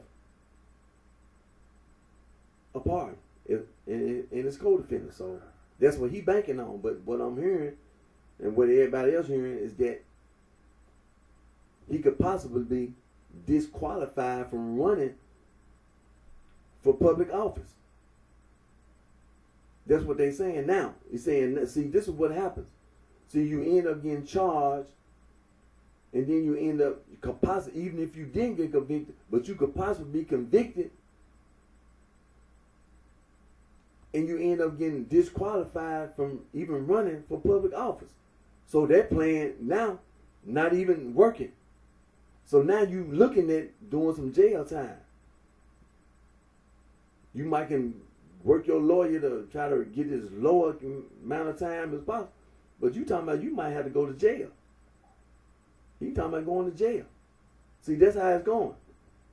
See, this is what, step-by-step process, and then down in Florida. You can't forget that. Now you got some stuff down in Florida. That Mar-a-Lago, that's still not just see, they already had some stuff they were bringing up about them documents. But it's something else coming up about the person who was in charge of the property. That's a whole nother thing. See, it's one thing about the documents was in Mar-a-Lago. That's what the FBI went down there and invaded. They raided the property and found all them documents down there. That's one thing. Then about 2 months ago, they said that they found some tapes where he had told somebody to try to destroy the evidence. That's something different. But it's still on the same property though. But it's something different, totally different from. So now, see, he still got that going. See, eventually, he's going to end up getting convicted on something. Eventually, he's going to end up getting convicted. But like I said, it's Labor Day weekend.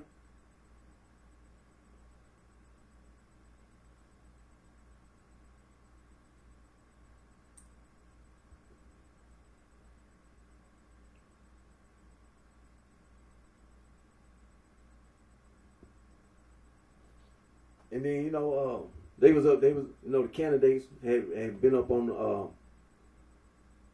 the debate. They was up there debating. And so they was standing on the podium and everything. They asked a question, they asked them questions and everything. They were like, would you still support Donald Trump if he, got convicted? Raise your hand. And doggone well. Raise your hand. Get your hand up. You gonna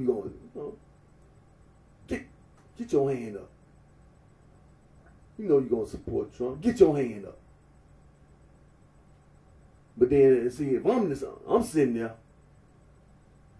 who on the stage wants to give Donald Trump a kick in the butt? Get your hand up. Raise your hand. Standing there like you don't want to give Donald Trump a kick in the butt. Get your hand up. Boy, come up there. Now, who up there wants to be president and don't want Donald Trump to be president? Raise your hand. Get your hand up. You better raise your hand.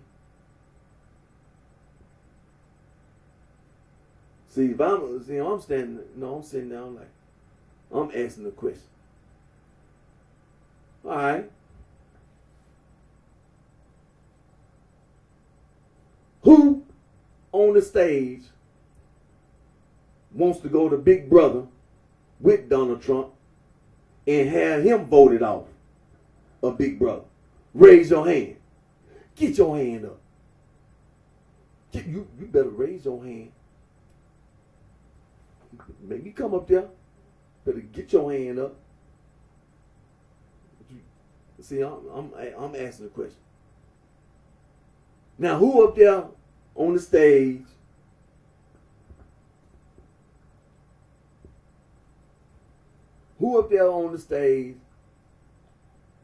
want to see,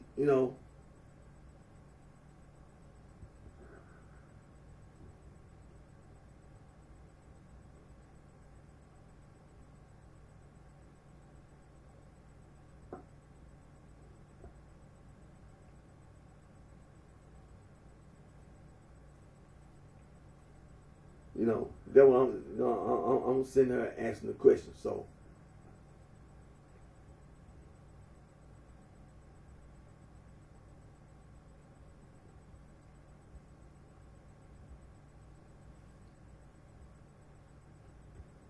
and then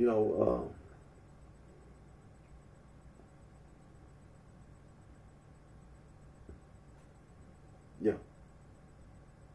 But that's what I'll be asking questions like that. Because ain't nowhere in the world I'm going to be standing on stage and trying to tell nobody I'm supporting Donald Trump. I'm trying to do everything I can to support myself.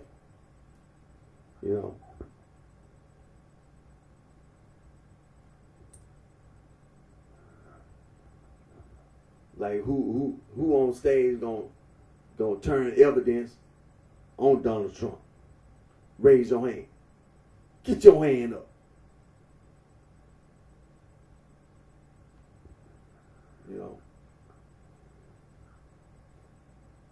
But see, Donald Trump, he came on down there in a big airplane down to Georgia.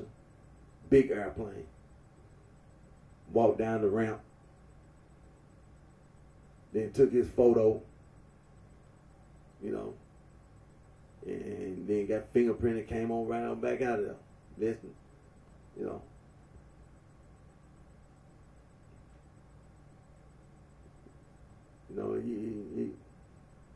in this day and time, you don't see that all the time. But it's just how, and then you got all these TV channels and stuff. Yeah. This is time of year when I know OG can relate to some, like this the time of year when we were growing up, we go to school. See, when we were growing up, school was just starting. Nowadays, school started in August, but see, when I was growing up, school didn't start till like Labor Day. Because, you always had that Labor Day was on that Monday. And then we probably end up in school that Tuesday. But we go from school from September all the way to like June. But then, your parents, when you go to school, you got to go school shopping. You got to go school shopping. And when you go school shopping, times were different. They ain't like it is today.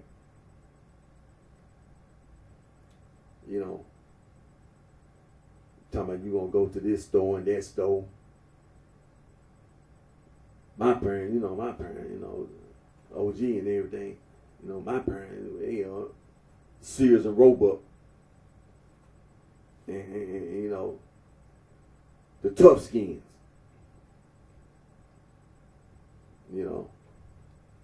When I was going to school, elementary school and everything, my parents, I gotta go to Sears and Roebuck, and then I'm in the dressing room, little dressing room, and there trying on my tough skin, and then got some new tennis shoes for school. Well, see, when I was growing up, it wasn't no Air Jordan. It wasn't nothing like that. It was like shoe brands were like Converse and I think they had Tracks. They had Kids. I'm talking about the early 70s, it wasn't no Air Jordans around. Or, some of the Reeboks, it wasn't no Reeboks. It wasn't nothing like that. It wasn't no Fila's, nothing like that. It was Converse been around, Adidas. Adidas was around, yeah. Adidas was around, but it was mostly Converse, But then they had the cloth kind. It wasn't like they shoes were leather all the time. No, there ain't always been no leather shoes. It was always cloth like, like them Converse. So, talking about getting some new shoes to go to school. It just wasn't, your selection wasn't just that, you ain't just had that big selection, like, well, I'm finna choose, like, you're going to be like an hour, it's going to take you a whole hour to choose what shoes you going, today, like, it'd be like an hour trying to pick out some shoes. A whole hour picking out some tennis shoes. But when I was growing up, we were growing up like OG was growing up. When I was growing up, it wasn't nothing like that.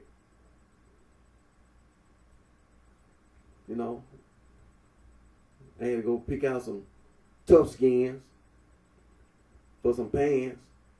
Monday, Tuesday, Wednesday, Thursday, and Friday. And then had a shirt. Well, and then, all depending on what time of the year it is, you're going to wear this shirt for all the year. From the start of school to the end of school, you're going to wear this shirt. You regard what the season was. It could be winter time, summer, because, this time of year, it ain't quite cold or nothing. No, you're going to wear this shirt all year. Now, you might get some clothes at Christmas time. You might get a sweater or something from your parents. Might, get you some more clothes or whatever. Then you might have some Christmas gift from your family members or something. But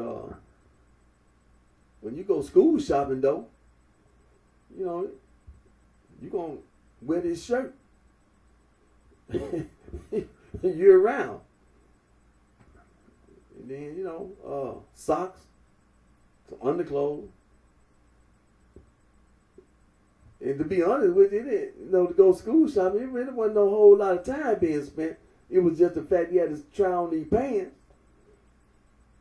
And then with the shirt, just put that song going up to you like this.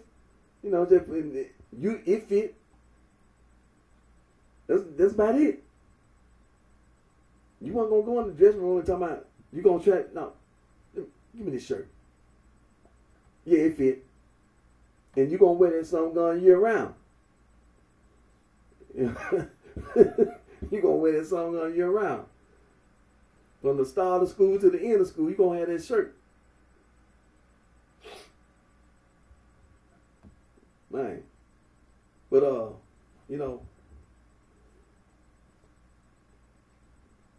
growing up though, it's just like, this time of year be school year. And then watching television. Of course, sports and everything. But we ain't always had cable. I know OG, man, he ain't always had no cable.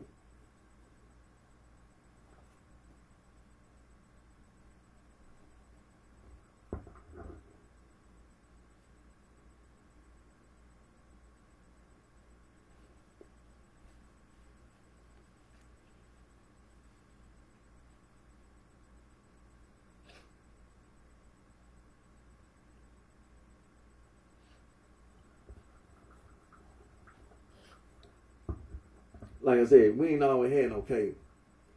And OG, man, I know you ain't always had no cable. And Joe, I know, man, you ain't always had no cable, man. I'm trying to act like you, man, you ain't always had no cable. Cause when I was growing up, man, we ain't always had no cable. We had the TV knob and stuff. Had to change the channel, the TV knob. You ain't always had no cable. You ain't got to try that stuff, man. But man, we were going,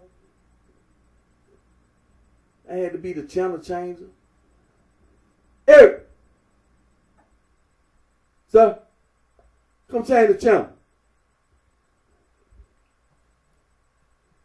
Eric!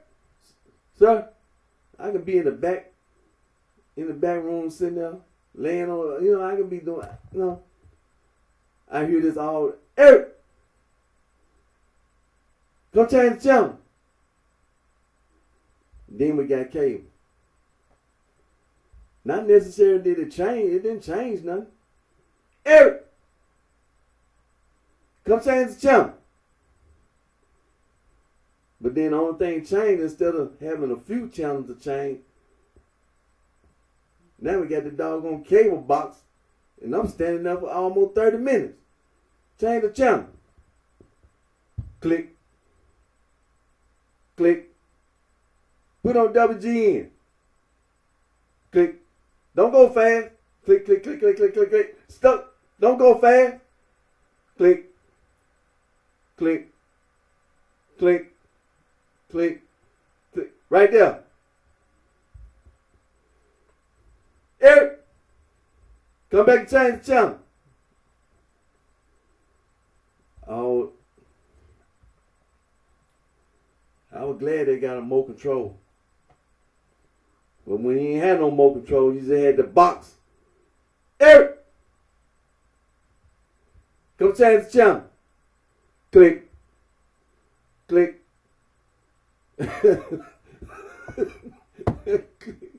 Click. Click, click, click, click. Don't go fast. Click, click, click, click, click. Right there. Put it on the football game. Click. Click. Right there. Boy, I was glad we got more control. Boy, when they came out more control TV, boy, I was glad. Whew. But man, we know when they had cable, OG, man, I know you remember. Joe. Man, you had this guy going around talking about how you can get cable and not pay for it. Talking about you can get cable, you can get cable in the other room and not pay for it. And not pay for it. No, we don't need nothing, man. Gone. No, we don't need nothing over here.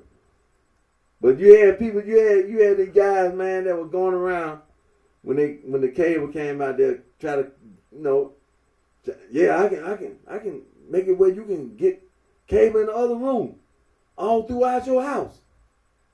Yeah, I got the stuff, I can splice it in. It'll go through through the wall. We don't need that, man. We don't need that. We don't need it. But one thing about cable though, I was glad to get cable because when I was a kid, growing up and everything, it was a certain time of the, when I can just watch TV. My mom and daddy, they be like, Friday night, staying up late at night watching TV. Oh yeah. Yeah, I was up at night watching TV. And you ain't gotta guess like what you watching at that time of the night.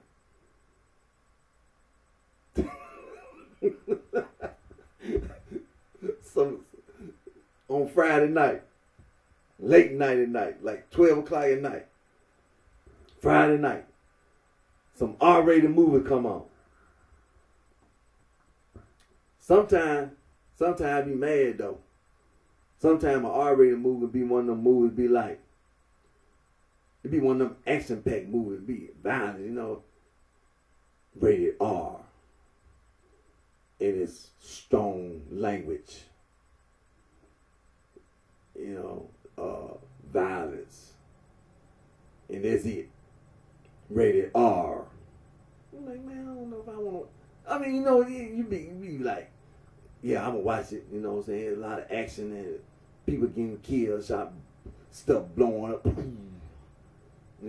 But I be looking for them movies be like, rated R. Strong sexual content. Strong language and all that. And nudity and all that. I be staying up at night. TV be on. No. Rated R. And be staying up at night. Watching TV at night. Friday night. Staying up extra late at night. Almost falling asleep. Waiting on some movie to come on. Like Emmanuel. Man, I done seen every Emmanuel movie there is twice. Emmanuel in Mexico.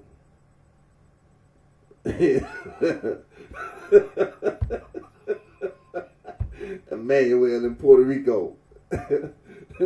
Emmanuel in Thailand.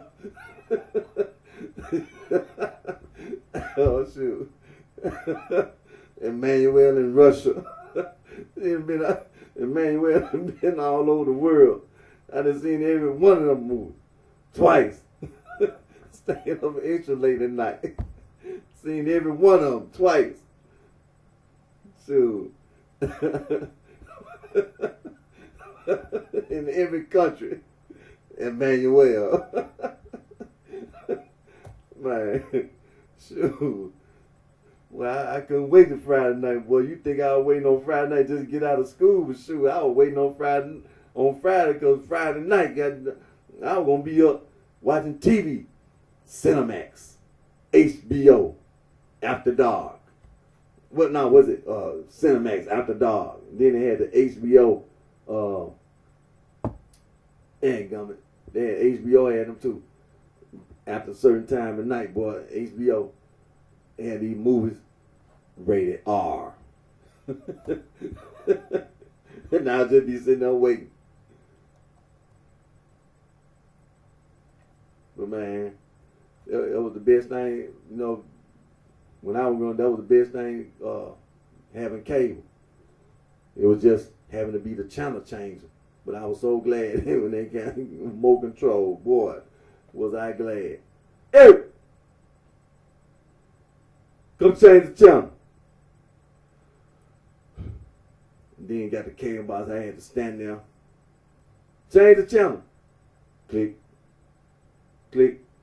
Click, click, click, click, click. Slow down. Shoot, I be trying to hurry up. Click, click, click, click. Slow down. Right there. Put on WGN. If it wasn't WGN, it was TBS. TBS or TBS. Put it on TBS. Now click it, put it back on WGN. Put it back on WGN. Now put it back on the local channel. Man.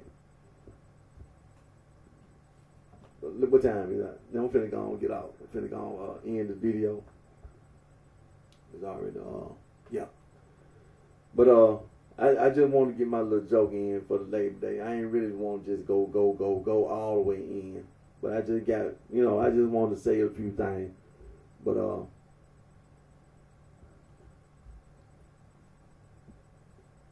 and then just enjoy the weekend. Like I said, I want everybody else, I hope and pray everyone have a safe and happy Labor Day, or just have a happy and safe day.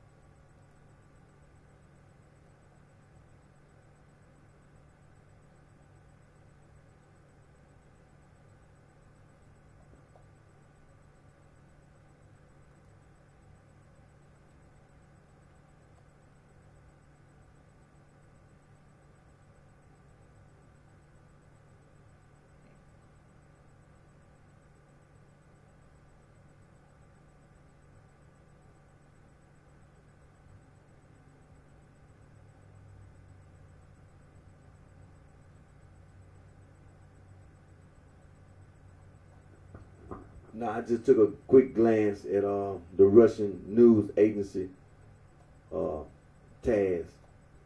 It ain't really been no change in Ukraine, except the only big news in the war in Ukraine was that it was a plane crash where the man that was over this mercenary group, the Wagner mercenary group, him and some other people were killed in this plane crash in Russia. And so,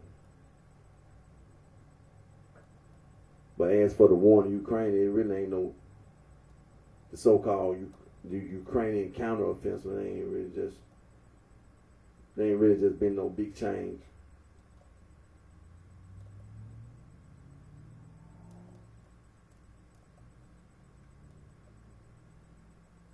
I'm just gonna go ahead and end today's video. I'm not gonna do anything else.